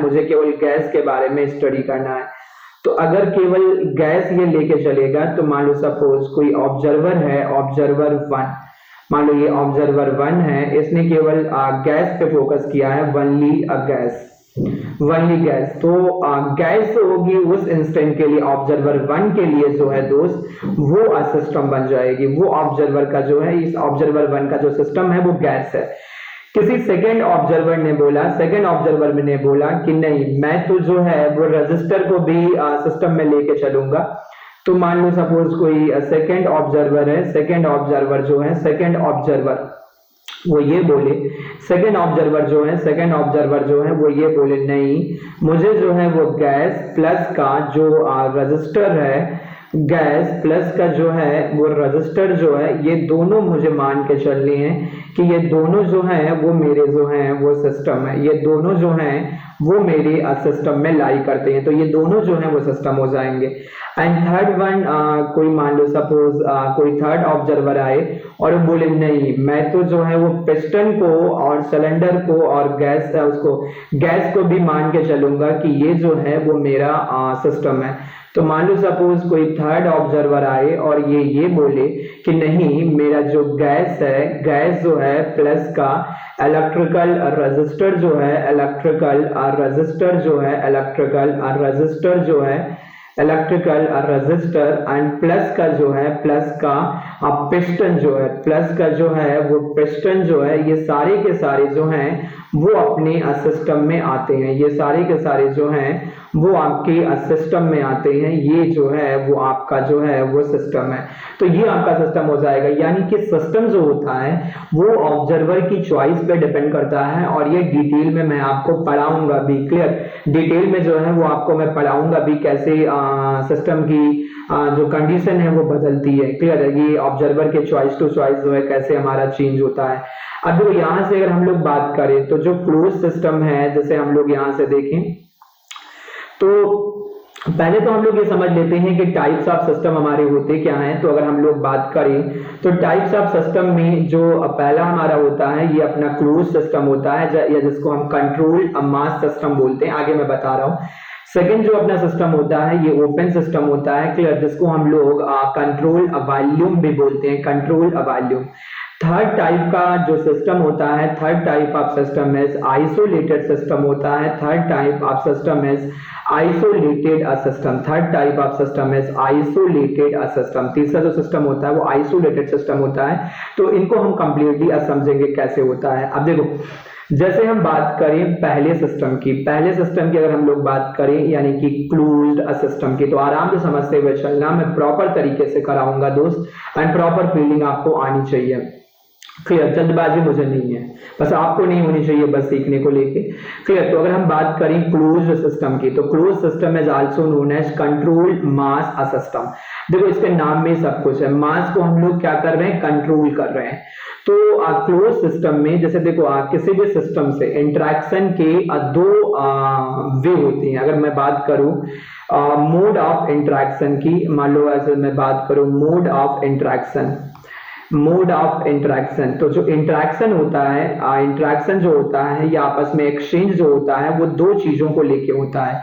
इंटरेक्शन जो होता है वो दो चीजों को लेके होता है, एक होता है मास को लेके, मास, और दूसरा होता है इंटरेक्शन एनर्जी को लेके,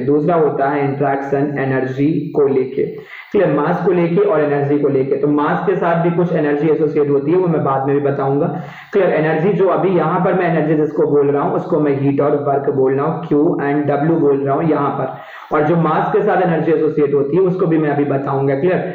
अब 4 डिफरेंट टाइप ऑफ एनर्जी जो है वो मास के साथ एसोसिएट होती है, वो मैं अभी आपको एक्सप्लेन करूंगा। तो अभी के लिए जैसे दो जो हैं वो डिफरेंट मोड ऑफ इंटरेक्शन होते हैं, एक मास और दूसरा जो है वो एनर्जी। अब देखो जैसे मान लो जैसे कोई अपना एरिया ऑफ इंटरेस्ट होता है, आपने बोला कि सर ये जो मेरा है, जैसे ये अंदर का जो कन्फाइंड स्पेस है ये मेरा जो है वो एरिया ऑफ इंटरेस्ट है। आपने बोला सर कि ये जो है ये मेरा कन्फाइंड स्पेस जो है ये मेरा एरिया ऑफ इंटरेस्ट है, ये जो है ये मेरा किसी पर्टिकुलर इंस्टेंट पे जो है, वन सेकेंड, किसी पर्टिकुलर इंस्टेंट पे जो है, किसी पर्टिकुलर इंस्टेंट पे अगर देखा जाए किसी पर्टिकुलर इंस्टेंट पे, तो ये जो है वो मेरा एरिया ऑफ इंटरेस्ट है, ये जो है वो मेरा एरिया ऑफ इंटरेस्ट है। किसी एक पर्टिकुलर इंस्टेंट पे अगर देखा जाए तो जैसे ये मान लो सपोज ऑब्जर्वर हो गया, मान लो सपोज ये आपका कोई दोस्त या ऑब्जर्वर हो गया, ये ऑब्जर्वर हो गया, मान लो सपोज ऑब्जर्वर, और इस ऑब्जर्वर ने ये बोला कि सपोज ये मेरा जो है वो एरिया ऑफ इंटरेस्ट है, मान लो ये जो कन्फाइंड डॉटेड है ये हमारा एरिया ऑफ इंटरेस्ट है, ये हमारा जो है वो एरिया ऑफ इंटरेस्ट है। तो जो एरिया ऑफ इंटरेस्ट होगा वो उसके लिए उसका सिस्टम बन जाएगा। एंड देखो समझो पहले एक साथ आप सारी चीजें हैंडल नहीं कर सकते हो, जैसे मान लो कुछ आपको पढ़ने के लिए बोला सा है तो एक पर्टिकुलर चीज में आपका इंटरेस्ट है तो उस इंस्टेंट पे वो आपका सिस्टम हो जाएगा। सब कुछ आप डील नहीं कर पाओगे, यानी कुछ आपके लिमिटेशन होंगे। Limitation is known as a boundary lines, यानी यहाँ पर जो लिमिटेशन होंगे उन लिमिटेशन को हम बोलेंगे बाउंड्री लाइंस। यहाँ पर जैसे ये बाउंड्री लाइन लिखी गई है, तो बाउंड्री लाइन जो होते हैं वो लिमिटेशन होते हैं, लिमिटेशन क्लियर, लिमिटेशंस होते हैं, तो लिमिटेशन जो है वो बाउंड्री लाइन हो जाएगा।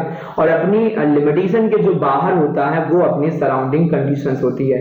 यानी कहने का मतलब ये है कि ये जो डॉटेड वाला है ये अपना बाउंड्री लाइंस हो जाएगा, एंड बाउंड्री लाइन के बाहर जो भी रीजन या स्पेस या मैटर की क्वांटिटी होगी वो सराउंडिंग कहलाएगी, क्लियर, वो सराउंडिंग कहलाएगी। तो यहाँ पर देखो ये अपना सिस्टम या एरिया ऑफ इंटरेस्ट हो गया, एंड जो लिमिटेशन है ये बाउंड्री लाइन हो गई या बाउंड्री हो गई, क्लियर। डिफरेंट टाइप की बाउंड्री लाइंस होती हैं या बाउंड्रीज होती हैं, वो हम लोग अभी बाद में समझेंगे। अभी के लिए ये अपना सिस्टम हो गया, क्लियर, सिस्टम, और ये जो लिमिटेशन है ये बाउंड्री लाइन हो गई। लिमिटेशन के जो बाहर है ये हमारा सराउंडिंग हो गया। अब देखो जब भी हम कभी ऑब्जर्व करते हैं हमेशा बाउंड्री लाइन पे खड़े हो जाते हैं, एट बाउंड्री लाइन पे खड़े होते हैं, एंड बाउंड्री लाइन से जो है वो हम लोग स्टडी करते हैं, at boundary lines, clear, at boundary lines पे हम लोग खड़े होकर एनालिसिस करते हैं। अब देखो अगर ये हमारे कंट्रोल मास सिस्टम है यानी क्लोज सिस्टम है, तो क्लोज सिस्टम में क्या होता है, बाउंड्री के क्रॉस अगर देखा जाए, बाउंड्री के क्रॉस सिस्टम एंड सराउंडिंग के बीच में बाउंड्री के क्रॉस जो मास का इंटरेक्शन होता है ये कंप्लीटली जो है वो जीरो होता है, कंप्लीटली जीरो होता है। पहला तो ये हो गया। दूसरा यहाँ पर ये बोला जाता है कि एनर्जी का इंटरेक्शन हो सकता है, एनर्जी का जो इंटरेक्शन है ये हमारा नॉन जीरो होता है, नॉन जीरो होता है। कंट्रोल मास या कंट्रोल उसमें देखा जाए तो जो हमारा इसका मास का इंटरेक्शन होता है ये कंप्लीटली जीरो होता है। एनर्जी का इंटरेक्शन अलाउ होता है कि एनर्जी का इंटरेक्शन सिस्टम एंड सराउंडिंग के बीच अक्रॉस द बाउंड्री लाइन ये पॉसिबल है, ये हो सकता है, ये अलाउ होता है। अब देखो अगर हमारा मास का इंटरेक्शन नहीं होगा तो मास जो है वो हमारा जो है वो कांस्टेंट रहेगा सिस्टम का। मान लो आपने किसी टाइम पे अंदर जो है वो 10 केजी मास रखा है, 10 केजी सिस्टम का मास है, तो हमेशा के लिए अगर ये क्लोज सिस्टम है तो मास जो होगा वो आपका 10 केजी ही रहेगा। तो पहली चीज तो ये होती है कि मास की जो है वो दो चीजें होती हैं वो सेम रहती हैं। पहली तो क्वांटिटी जो होती है, मास की जो क्वांटिटी होती है ये हमारी सेम होती है, बिल्कुल छोटे छोटे पॉइंट जो होते हैं। एंड दूसरा इसकी आइडेंटिटी जो होती है, यानी इसकी जो पहचान होती है, वो भी हमारी क्या होती है, सेम रहती है। जैसे मैंने बोला अंदर मास हमारा कांस्टेंट रहेगा, आपने बोला नहीं सर कुछ आ जाए कुछ चला जाए, क्लियर। तो पहली बात तो वो क्लोज उसका एग्जांपल नहीं है। अगर क्लोज उसका एग्जांपल नहीं है तो आप उसको बोलो ही मत, क्लियर। तो यहाँ पर क्या होता है, क्लोज सिस्टम अगर है तो क्लोज सिस्टम में जो क्वांटिटी होगी टाइम के साथ वो हमारी सेम रहेगी, एंड उसकी जो आइडेंटिटी होती है, जो भी मॉलिक्यूल यहाँ पर है, अगर ए मॉलिक्यूल है तो ए ही रहेगा हमेशा के लिए। ऐसा नहीं कि ए चला गया बी आ गया उसके जैसा सेम क्वांटिटी का, सॉरी, ऐसा नहीं होगा। तो क्लोज सिस्टम में आप समझो पहले, क्लोज सिस्टम हमारा वो सिस्टम होता है, क्लोज सिस्टम जो है वो सिस्टम होता है जिसमें हमारा जो है वो मास का इंटरेक्शन अलाउड नहीं होता है, जिसमें एनर्जी का इंटरेक्शन हो सकता है,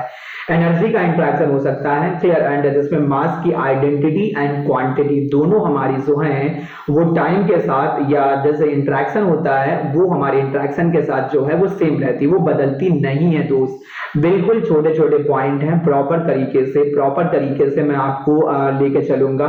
सब्जेक्ट की बेस्ट जो अंडरस्टैंडिंग होती है वो मैं डेवलप करने की कोशिश करूंगा, तो टेंशन फ्री रहना, क्लियर। बस आपको क्या करना है, आपको कंटिन्यूटी मेंटेन करना है और कोशिश करो कि यहाँ से नोट्स भी बनाते हुए चलो, क्लियर। जैसे यहाँ से नोट्स भी बनाते हुए चलो, कॉपी पेन रख लो और आराम से जो मैं बोल रहा हूँ, क्योंकि मैं बहुत धीरे धीरे पढ़ा रहा हूँ, धीरे धीरे बोलता हूँ, तो उसको आप अपनी लैंग्वेज में लिखते भी चलो, क्लियर। जिससे रिवीजन करने में आप प्रॉब्लम नहीं होगी। और ये जो स्लाइड्स हैं ये मैं आपको प्रोवाइड कर दूंगा, आप मुझे इस नंबर पर मैसेज कर देना, ये स्लाइड्स मैं आपको सारी के सारी दे दूंगा, क्लियर। ये स्लाइड भी आपके पास हो जाएंगी एंड नोट्स, तो उनको दोनों को एक साथ स्टपल कर देना। आपके थर्मो या जो भी सब्जेक्ट अपन यहाँ प्लान कर रहे हैं, आपके प्रॉपर जो है नोट्स यहाँ से प्रिपेयर हो जाएंगे, क्लियर। चलिए आगे बढ़िए। अब देखो जैसे एग्जाम्पल जो होते हैं क्लोज सिस्टम के वो बहुत ज्यादा देखने को नहीं मिलते। जैसे मैंने यहाँ पर एक एग्जाम्पल आपको दिखाने के लिए जैसे यहाँ पर मैंने रखा है, ये पहला एग्जांपल हो गया। कुछ और एग्जांपल भी अपन डिस्कस करेंगे। तो जैसे ये क्लोज सिस्टम का एग्जांपल, ये पिस्टन हो गया। पिस्टन अगर हमारा ऊपर से क्लोज है, पिस्टन क्लोज है, तो अंदर जो मास होगा ये हमारा क्या रहेगा, कांस्टेंट रहेगा। तो ये क्लोज सिस्टम का एग्जांपल हो जाएगा। मास ट्रांसफर जो बोला जा रहा है वो नो, यानी मास ट्रांसफर नहीं होगा, मास ट्रांसफर जो अलाउ नहीं होगा। एंड बाउंड्री के क्रॉस एनर्जी का जो इंट्रैक्शन है वो हम लोग क्या कर रहे हैं, अलाउ करवा रहे हैं। तो ये ऐसा है, यानी मास इंट्रैक्शन अगर आप देखोगे तो बाउंड्री के क्रॉस जीरो है, और एनर्जी के इंट्रैक्शन को अगर देखोगे तो ये हमारा नॉन जीरो है। इसीलिए क्लोज सिस्टम को हम लोग कंट्रोल मास सिस्टम भी नाम देते हैं। चलिए आगे बढ़िए।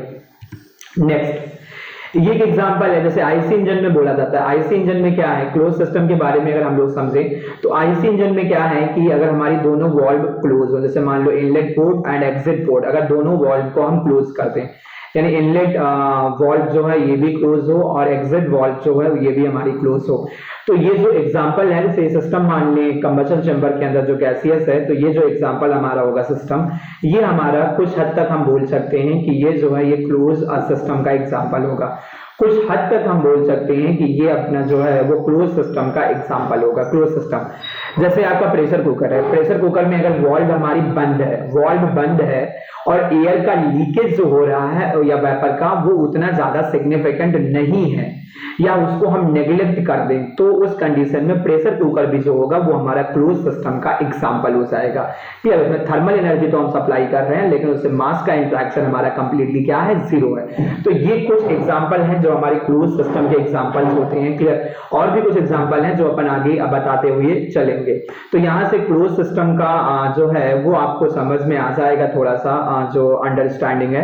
क्लियर, बस आप ये ध्यान रखना कि क्लोज सिस्टम में मास का जो है वो बाउंड्री के क्रॉस इंटरेक्शन अननेग्लेक्टेबल होता है, मतलब नहीं हो सकता है, पॉसिबल नहीं है, जिसकी वजह से इसको हम जो है वो कंट्रोल मास सिस्टम बोलते हैं। मास का जो आइडेंटिटी एंड क्वांटिटी जो है वो हमारी टाइम या इंटरेक्शन के साथ जो है वो कांस्टेंट रहेगा। एंड सेकंड जो है एनर्जी का इंटरेक्शन हो सकता है, मे बी हीट के फॉर्म में, मे बी जो है वर्क के फॉर्म में। एग्जाम्पल मैंने आपको बता दिया है। चलिए सेकंड जो हमारा एग्जाम्पल होता है ये हमारा ओपन सिस्टम होता है। Open system is also known as a control volume system. Control volume system बोलते हैं। वहां पर किसी गिवन मास पे, क्लोज सिस्टम में किसी गिवन मास या कांस्टेंट मास पे जो है वो हम लोग स्टडी करते हैं।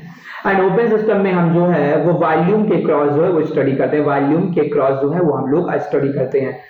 अब देखो यहाँ पर क्या होता है, यहाँ पर अगर हम लोग थोड़ा सा समझें तो यहाँ पर क्या होता है, ओपन सिस्टम के केस में अगर हम लोग देखें, क्लियर, तो ओपन सिस्टम के केस में क्या होता है, ओपन सिस्टम पहली चीज तो ये ओपन, ओपन देखो नाम से लग रहा है ओपन, यानी ये खुला हो जाएगा, मतलब क्लोज नहीं होगा, ओपन हो जाएगा। क्लियर, तो अगर ओपन होगा तो मास का इंटरेक्शन जो है वो पॉसिबल हो जाएगा।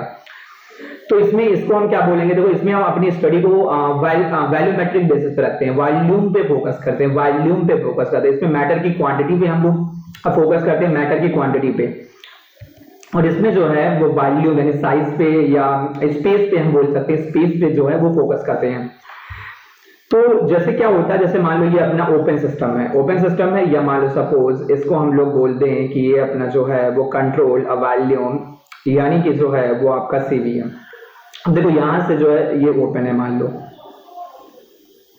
ये ऐसे ओपन हो गया, ये ऐसे यहां से ओपन हो गया, यहाँ बाउंड्री नहीं है, यहाँ पर ये ओपन हो गया। क्लियर, ये यहाँ से ऐसे जो है वो यहाँ से ओपन हो गया,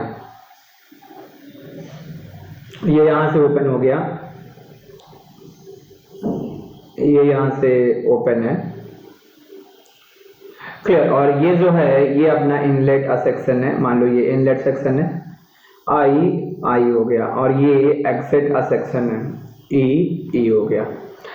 अब यहाँ पे देखो कुछ मास टाइम के साथ यहाँ पर इंटर करेगा, कुछ मास कंट्रोल वॉल्यूम में टाइम के साथ इंटर करेगा और बाउंड्री को जो है वो क्रॉस करेगा, तो इनलेट करेगा जो मास, इसको हम रेट के टर्म में डील करते हैं और इसको हम बोलते हैं dmi by dt, या that should also known as m dot I। mass flow rate at inlet, mass flow rate at inlet, mass flow rate at inlet। Mass flow rate है ये इनलेट पे, clear, and that should be a deal is in KG पर a second, ये KG पर second में deal होता है। यहाँ से मास हमारा कुछ बाहर निकल के आएगा, यानी यहाँ से हमारा मास का एग्जिट होगा, तो यहाँ पर हम लोग बोल सकते हैं ये हो जाएगा DME बाई जो है वो DT, और ये हो जाएगा मास, ये हो जाएगा mass of flow rate, mass flow rate at exit, mass flow rate at exit a section, mass flow rate at exit a section, clear. और ये भी हमारा जो है वो केजी पर अ सेकंड में हो जाएगा, केजी पर अ सेकंड में हो जाएगा, केजी पर सेकंड में। अब देखो मास यहाँ से एंटर कर रहा है और यहाँ से निकल के मास जो है वो बाहर जा रहा है, क्लियर। तो मास के साथ में एनर्जी का इंटरेक्शन भी हो सकता है, और यहाँ पर बाउंड्री के क्रॉस जो है वो हीट और वर्क के फॉर्म में भी एनर्जी का इंटरेक्शन हो रहा है, एनर्जी का इंटरेक्शन, क्लियर। एनर्जी का इंटरेक्शन जो है वो वर्क और हीट के फॉर्म में भी हो रहा है, और कुछ भी हो रहा है वो मैं अभी आपको बताता हूं, क्योंकि ये इंटरव्यू में क्वेश्चन बहुत पूछा जाता है। तो सपोज ये ओपन सिस्टम है, अब ओपन सिस्टम में कुछ मास टाइम के साथ पर सेकेंड एंटर करेगा और कुछ मास टाइम के साथ यहां से बाहर जाएगा, यानी इसमें हम लोग ये बोल सकते हैं कि जो है वो मास का जो इंटरेक्शन होता है बाउंड्री के क्रॉस, ये हमारा जीरो नहीं होता है।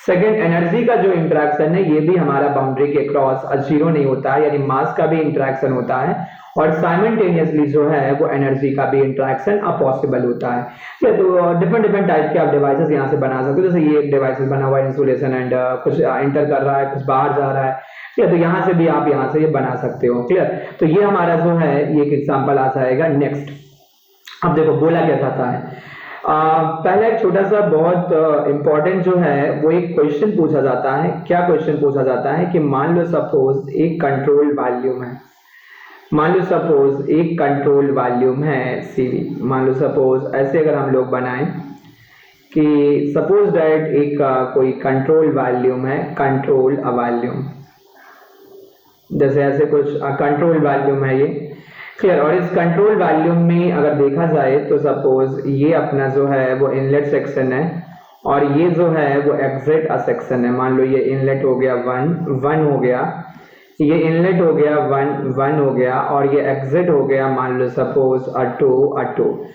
यहाँ से फ्लूइड या सिस्टम में जो है वो एंट्री हो रही है, और यहाँ से जो है वो सिस्टम या फ्लूइड की एग्जिट हो रहा है।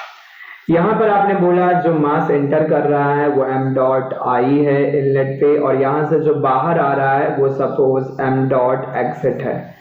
तो यहाँ पर अगर हम लोग थोड़ा सा पहले बाउंड्री लाइन डिजाइन करें, जैसे ये अपना बाउंड्री हो गया, मान लो सपोज ये अपनी जो है वो बाउंड्री लाइन हो गई, जैसे सर सपोज दैट ये जो है वो अपनी बाउंड्री लाइन हो गई, जैसे ये जो है वो अपनी बाउंड्री लाइन हो गई, ये बाउंड्री लाइन हो गई।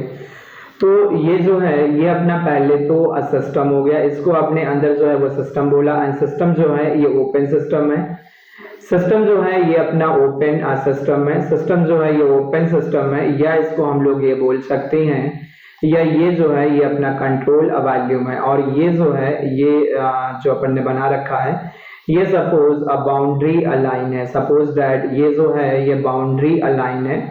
तो ये जो अपनी है ये बाउंड्री लाइन है, क्लियर। इनलेट और एग्जिट का सेक्शन हो गया, एंड बाहर जो कंडीशन है वो इस सिस्टम के रेस्पेक्ट में एंड बाउंड्री लाइन के रेस्पेक्ट में जो है वो सराउंडिंग कंडीशन है। ये बाहर जो आपने बना रखा है ये सपोज सराउंडिंग कंडीशंस है।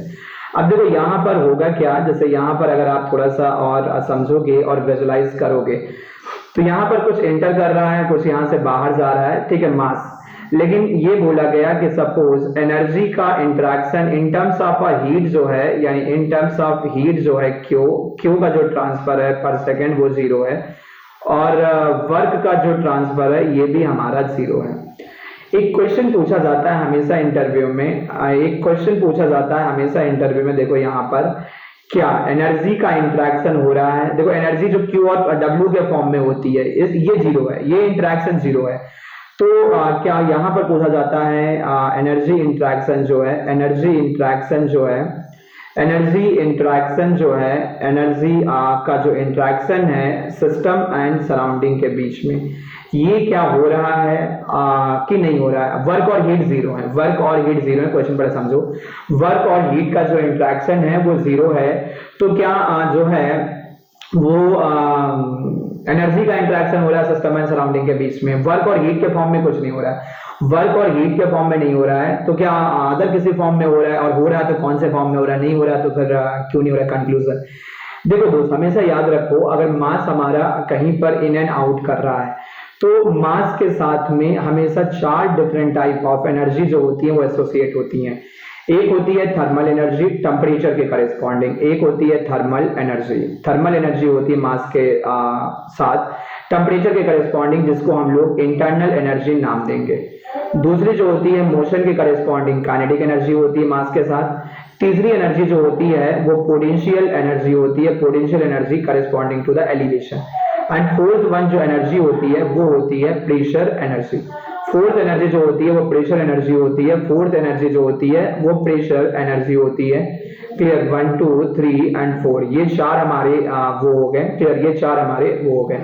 अब देखो मास अगर हमारा यहाँ पर इंटर कर रहा है, मास यहाँ पर सपोज अगर इंटर कर रहा है, मास इंटर कर रहा है, अब मास का अमाउंट कुछ भी हो सकता है। मान लो सपोज यहाँ से मास जो है वो 10 मीटर पर सेकेंड से इंटर कर रहा है, और यहाँ से मास जो है वो सपोज 5 मीटर पर सेकेंड से बाहर आ रहा है। इसका मतलब कुछ ना कुछ अंदर काइनेटिक एनर्जी स्टोर हो जा रही है मास की। या सपोज यहाँ पर जो है वो 100 मीटर पे एलिवेशन पे इंटर करता है, और यहाँ पर जो है वो 20 मीटर एलिवेशन पे जो है वो मास बाहर आता है। इसका मतलब कुछ ना कुछ मास की पोटेंशियल एनर्जी कंट्रोल वॉल्यूम के अंदर जो है वो स्टोर हो गई, या उसने कुछ अपनी पोटेंशियल काइनेटिक एनर्जी जो है वो कंट्रोल वॉल्यूम के अंदर लूज कर दिया। इसका मतलब इंटरेक्शन हो गया। या सपोज हाई टेम्परेचर पे इंटर करता है, लो टेम्परेचर पे बाहर आ रहा है, तो कुछ thermal energy, high pressure and low pressure. तो आप हमेशा ये याद रखो, किसी कंट्रोल वॉल्यूम में जरूरी नहीं है कि हीट और वर्क के फॉर्म में ही एनर्जी का इंटरेक्शन हो।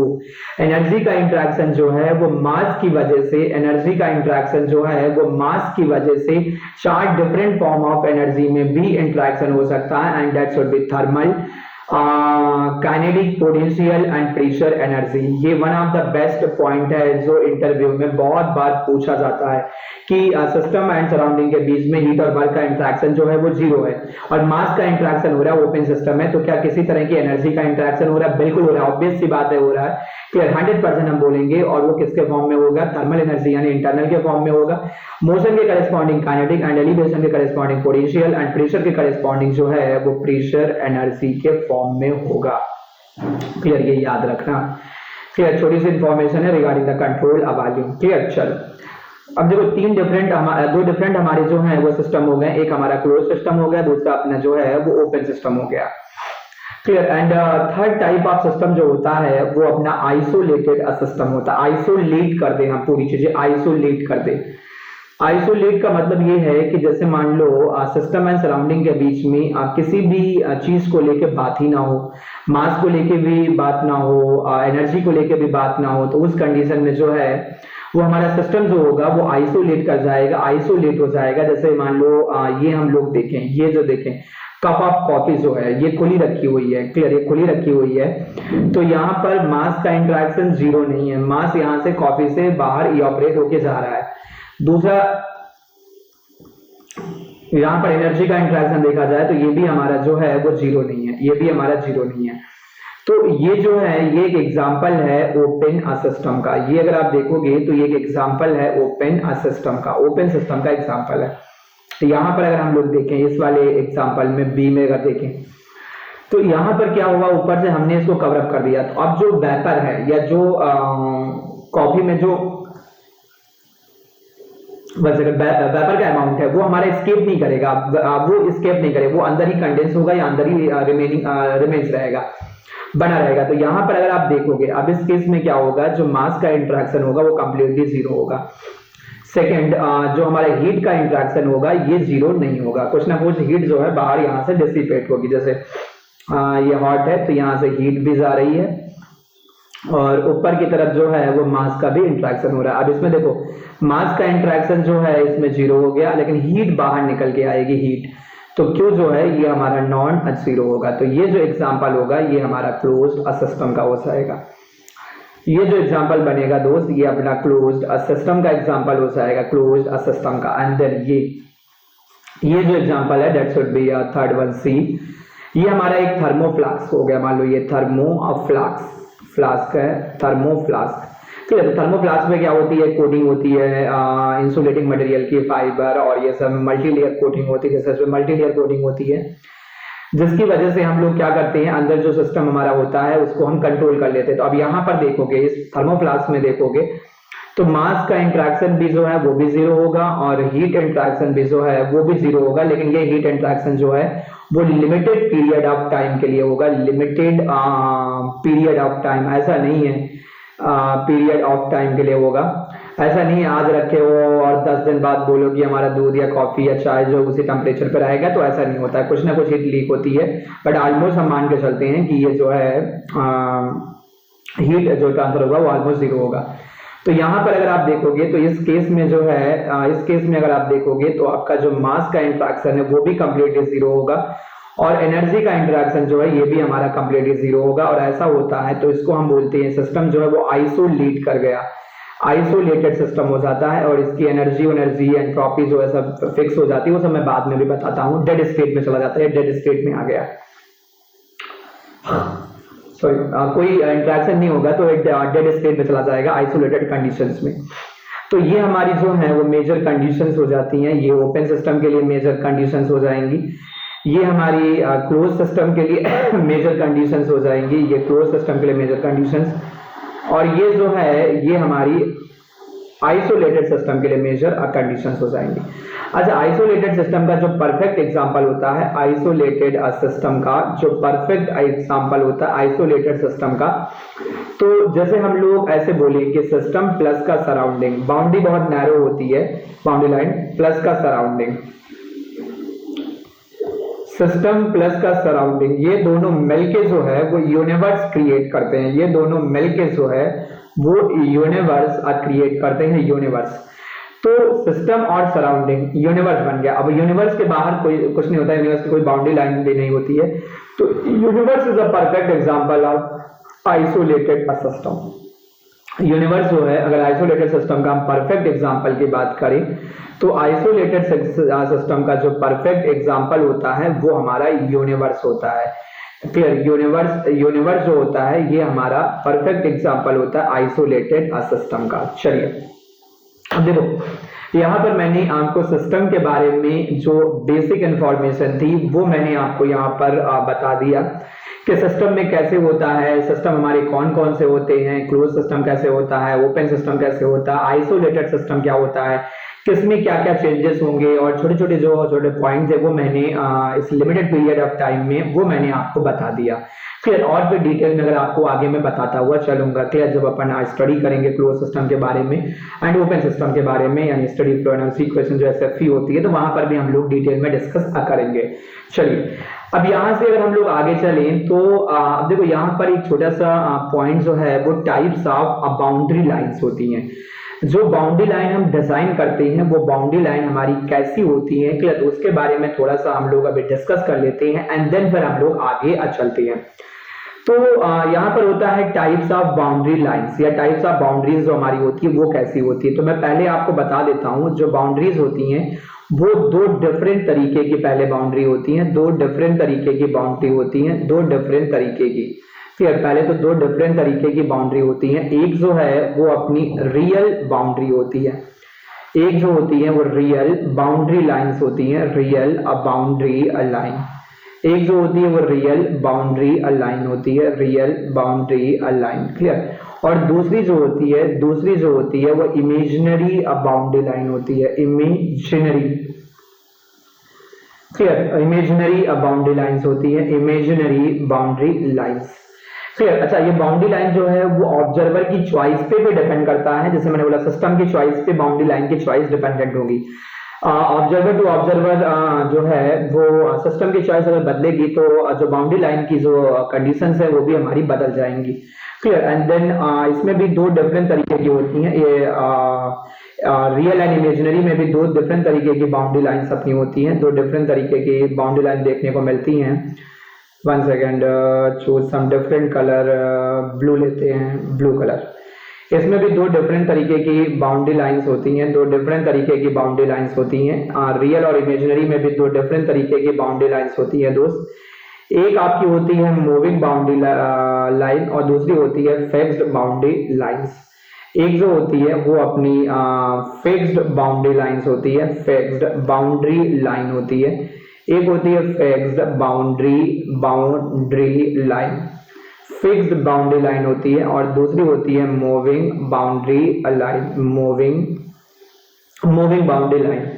क्लियर। नेक्स्ट होती है मूविंग बाउंड्री लाइन। क्लियर। तो एक फिक्स हो गई और दूसरी जो है वो मूविंग होती है। एक फिक्स बाउंड्री लाइन होती है और दूसरी जो होती है वो हमारी मूविंग बाउंड्री लाइंस होती है। क्लियर। एक फिक्स होती है और दूसरी जो है वो अपनी मूविंग बाउंड्री लाइन होती है।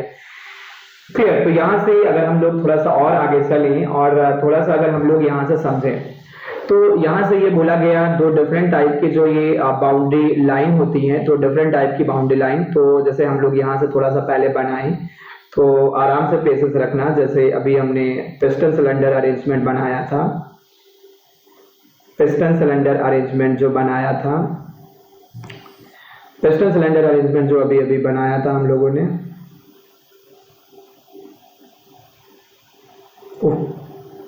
रबड़ is not working, I think पूरा ही चला गया, चलो कोई नहीं। जो अभी हम लोगों ने बनाया था, जैसे देखा जाए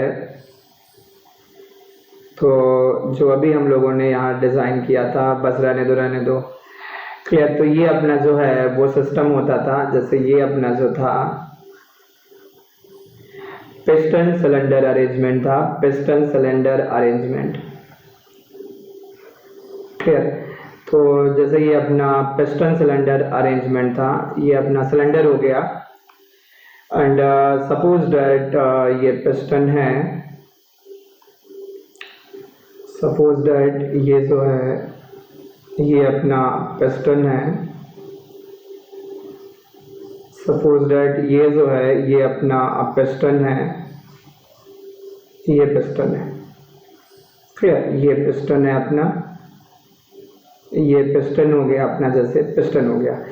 अब देखो इसके अंदर जो गैस फील्ड है, इसको आपने बोला कि ये जो है ये अपना सिस्टम है। जैसे इस गैस को आपने बोला कि ये जो है ये अपना सिस्टम है। देखो यहाँ पर जैसे देखा जाए, यहाँ पर जैसे देखा जाए तो इसको आपने बोला कि जो ये गैस है, ये गैस जो है ये अपना सिस्टम है, ये गैस जो है ये अपना सिस्टम है, और ये कंप्लीट बाउंड्री लाइन है। जैसे ये कंप्लीट बाउंड्री लाइन है, ये कंप्लीट बाउंड्री लाइन है, और ये जो है वो अपना सॉलिड सरफेस है, ये अपना सॉलिड सरफेस है, ये अपना जो है वो सॉलिड सरफेस है, ये सॉलिड सरफेस है। क्लियर। एंड दूसरा एक एग्जांपल मैं यहाँ पर और बनाऊँ, मान लो सपोज एक कन्वर्जिंग डिवाइस है, मे बी नोजल बोल सकते हो या डिफ्यूजर, डिपेंड करेगा मैक नंबर कितना है। क्लियर। तो ये सपोज ऐसे कोई एक कन्वर्जिंग डिवाइस है, ये कन्वर्जिंग डिवाइस है, ऐसे ये ऐसे कोई कन्वर्जिंग डिवाइस है, और इस कन्वर्जिंग डिवाइस का जैसे ये जो सेक्शन है ये इनलेट का सेक्शन है, ये कन्वर्जिंग डिवाइस का इनलेट हो गया और ये एग्जिट हो गया। जैसे ये कन्वर्जिंग डिवाइस का इनलेट सेक्शन हो गया, ये कन्वर्जिंग डिवाइस का इनलेट सेक्शन हो गया, और ये कन्वर्जिंग डिवाइस का जो है वो एग्जिट सेक्शन हो गया, एग्जिट सेक्शन हो गया। अब देखो इसमें कुछ हमारा इंटर कर रहा है, यहाँ से कुछ इंटर कर रहा है और यहाँ से कुछ बाहर आ रहा है। तो यहाँ पर अगर आप बाउंड्री लाइन डिजाइन करोगे तो यहाँ पर सपोज ये आपकी बाउंड्री लाइन हो गई। जैसे ये जो है यहाँ पर अगर आप देखोगे तो ये जो है ये आपकी मान लो सपोज अब बाउंड्री लाइन हो गई। अभी के लिए मान लो दो मैंने एग्जांपल लिए हैं, एक क्लोज सिस्टम का और दूसरा जो है वो ओपन सिस्टम का। तो ये जो है ये आपकी बाउंड्री लाइन हो गई। जैसे ये सारी के सारी आपकी जो है वो बाउंड्री लाइन हो गई, ये बाउंड्री लाइन हो गई, जैसे ये बाउंड्री लाइन हो गई, और ये जो है ये आपका अंदर जो है ये सिस्टम हो गया। अब देखो यहाँ पर समझो, पहले यहाँ पर क्या होगा, देखो जैसे ये हम मान लें कि ये जो अपनी बाउंड्री लाइन है ये अपनी बाउंड्री लाइन 1 है। मान लो सपोज इसको मैं 4 पार्ट में फिर सॉल्व कर लूँ, ये बाउंड्री लाइन 1 है, ये भी जो अपनी बाउंड्री लाइन है ये मान लो सपोज 2 बाउंड्री लाइन है। ये ऐसे स्ट्रेट लाइन जो हैं इनको हम रिजॉल्व कर ले तो ये अपनी बाउंड्री लाइन 3 है, और ये बाउंड्री लाइन जो है वो मान लो अपनी 4th है, ऐसे कुछ बोले। यहाँ पर ये बाउंड्री लाइन 1 हो गई, ये बाउंड्री लाइन मान लो सपोज 2 है, और ये बाउंड्री लाइन जो है वो 3 है, and that should be a boundary line 4। और ये बाहर जो है ये सॉलिड का सरफेस है, ये बाहर जो है दोस्त ये सॉलिड अ सरफेस है, ये बाहर जो है वो सॉलिड का सरफेस है। तो यहाँ पर अगर हम लोग देखें तो यहाँ पर क्या होगा, देखो सॉलिड के सरफेस के साथ जो अटैच बाउंड्री है, आप इस बाउंड्री को मानो या ना मानो, यहाँ पर आपके पास रिस्ट्रक्शन है, क्योंकि ये बाउंड्री और आगे नहीं जा सकती है अब, क्लियर। तो इस बाउंड्री के साथ रिस्ट्रक्शन है, यानी यहाँ पर जो बाउंड्री है यूज की जा रही है सॉलिड सरफेस के साथ अटैच है, और अटैच है तो यहाँ पर 100% जो बाउंड्री एग्जिस्ट करती है यहाँ पर है, ठीक है। तो यहाँ पर है बाउंड्री, तो इसका मतलब ये बाउंड्री जो है वो रियल है, ये रियल बाउंड्री है। तो सॉलिड के साथ जो बाउंड्री अटैच होती है उसको हम रियल बाउंड्री लाइन बोलते हैं। तो यहाँ पर चाहे आप 1 की बात करो, 2 की बात करो, 3 की बात करो, 4, चारों बाउंड्री जो है वो रियल बाउंड्री। यहाँ पर देखो, यहाँ पर ये वाली जो बाउंड्री है 2 जो सॉलिड के साथ है, ये दोनों बाउंड्रीज जो हैं, ये दोनों बाउंड्रीज जो हैं ये रियल बाउंड्री है, ये दोनों रियल हैं। लेकिन अगर हम बात करें 1 की बाउंड्री की बात करें और 4th बाउंड्री की बात करें, तो यहाँ बाउंड्री लाइन नहीं है। यहाँ पर हमने माना है कि ये सेक्शन होगा या यहाँ पर अपनी बाउंड्री होगी, यहाँ पर बाउंड्री फ्लो में एक्सिस्ट नहीं करती है। ये अपनी स्टडी या एनालिसिस के लिए हम लोगों ने मान रखा है कि यहाँ पर बाउंड्री होगी, बट रियल लाइफ या फिजिकल कंडीशन में बाउंड्री एक्सिस्ट नहीं करती है, वहां से फ्लो हो रहा है तो बाउंड्री वहां पर एक्सिस्ट नहीं करती है। अपनी स्टडी के लिए हम लोगों ने माना है। तो ये दोनों बाउंड्रीज जो हैं वो इमेजिनरी बाउंड्री कहलाती है, इमेजिनरी बाउंड्री लाइन। ये दोनों जो होती हैं वो इमेजिनरी बाउंड्री लाइन होती है। यहाँ पर 1 एंड 4th जो है वो इमेजिनरी बाउंड्री लाइन होगी, और जो रियल बाउंड्री लाइन इस केस में है वो हमारी 2 एंड 3 होगी। क्लियर। जो सॉलिड के साथ अटैच है वो रियल बाउंड्री है, और जो सॉलिड के साथ अटैच नहीं है वो हमारी जो है वो रियल बाउंड्री नहीं है, that should be imaginary boundary line. अब देखो यहाँ पर क्या होगा कि ये पिस्टन जो है वो ऊपर नीचे मूव करेगा, अप एंड डाउन जब करेगा, तो ये जब पिस्टन मूव करेगा तो ये वाली जो बाउंड्री है, ये वाली जो बाउंड्री है यानी 4th बाउंड्री, ये भी हमारी पिस्टन के साथ मूव करेगी, ये भी पिस्टन के साथ जो है वो मूव करेगी, पिस्टन के साथ ये भी बाउंड्री जो है वो हमारी मूव करेगी। तो यहाँ पर अगर आप देखोगे, तो यहाँ पर जो ये बाउंड्री हमारी 4th बाउंड्री है, 4th बाउंड्री ये मूविंग होगी, यानी 4th बाउंड्री जो लाइन जो है, 4th बाउंड्री लाइन जो है ये हमारी मूविंग बाउंड्री टाइप की होगी, मूविंग बाउंड्री लाइन होगी या मूविंग बाउंड्री टाइप की होगी। बाकी जो तीनों है वो फिक्स्ड बाउंड्री टाइप की होंगी। रियल में अगर देखा जाए तो 1 2 3 जो है ये फिक्स्ड बाउंड्री लाइन है, फिक्स्ड बाउंड्री लाइन, और ये जो है वो मूविंग बाउंड्री लाइन है। क्लियर। तो ये हम यहाँ से समझा सकते हैं कि 2 डिफरेंट टाइप की अपनी जो है वो बाउंड्रीज होती हैं। एक रियल बाउंड्री होती है जो सॉलिड सरफेस के साथ बनती है, और इमेजिनरी जो होती नहीं, हम अपनी सिंप्लिसिटी या स्टडी के लिए मान लेते हैं कि यहाँ पर बाउंड्री एग्जिस्ट करती होगी। फिर उसमें जो है 2 तरह की बाउंड्री होती है, एक मूविंग होती है, एक फिक्स होती है। तो मूविंग हमारी जो है वो जो बाउंड्री हमारी किसी डिवाइस के साथ जो है वो ट्रेवलिंग के साथ में अगर आप देखोगे तो वो मूविंग बाउंड्री हो जाएगी, और जो सॉलिड के सरफेस जो फिक्स हैं उनके साथ जो बाउंड्री हमारी बनती है अटैच में वो हमारी रियल फिक्स बाउंड्री होती है। यहाँ तक बोल सकते हैं। चल, तो फिर आज की क्लास जो है मैं यहीं पर दोस्त रोकता हूँ। क्लियर। एंड नेक्स्ट क्लास में थोड़ा सा अपने दोस्तों को दोस्त बताइए, क्लियर, थोड़ा सा अपने दोस्तों को भी थोड़ा सा इन्फॉर्म करिए, ज्यादा से ज्यादा लोग जुड़े। And please like and comment जितना ज्यादा करते जाओगे उतना मैं सब्जेक्ट को डिटेल में लेके चलूंगा, और मैं टाइम भी बढ़ा लूंगा। फिर अपना जो पर्सनल टाइम है वो भी मैं अपन यहाँ पर डिवोट करेंगे थोड़ा सा, कि आपको समझ में आए। तो पहले से तो लाइक एंड कमेंट, और ज्यादा से ज्यादा लोगों को थोड़ा सा यहाँ पर जोड़िए। क्लियर। तो थोड़ा सा एनर्जी का इंथुसियाज्म बने। ओके, तो आज जो है आई होप कि आपको थोड़ा सा समझ में आया होगा कि कैसे अपने को पढ़ना है। तो प्रॉपर विजुअलाइजेशन के साथ हम लोग चलेंगे, एक एक छोटे छोटे पैरामीटर की प्रॉपर डेफिनेशन में आपको बताऊंगा दोस्त, टेंशन लेने की जरूरत नहीं है। और कमेंट सेक्शन में आप लिखते चलना सर और डिटेल में चलना है, तो और डिटेल में आप कमेंट कर देना नीचे, मैं और डिटेल में सब्जेक्ट को उठा लूंगा। क्लियर। तो थोड़ा सा कमेंट एंड लाइक करना मत भूलना दोस्त। तो आज की क्लास यहीं पर रोकते हैं, एंड कल से हम लोग प्रॉपर तरीके से सब्जेक्ट को स्टार्ट करेंगे। आज आप लाइव क्लास को मिस कर जाओगे तो कुछ ना कुछ अपॉर्चुनिटी आप लूज कर रहे हो। क्लियर। ओके, चलिए, thank you and let's again crack GATE and USC on India largest e learning platform Unacademy. Okay, thank you, मिलते हैं नेक्स्ट क्लास में। Thank you.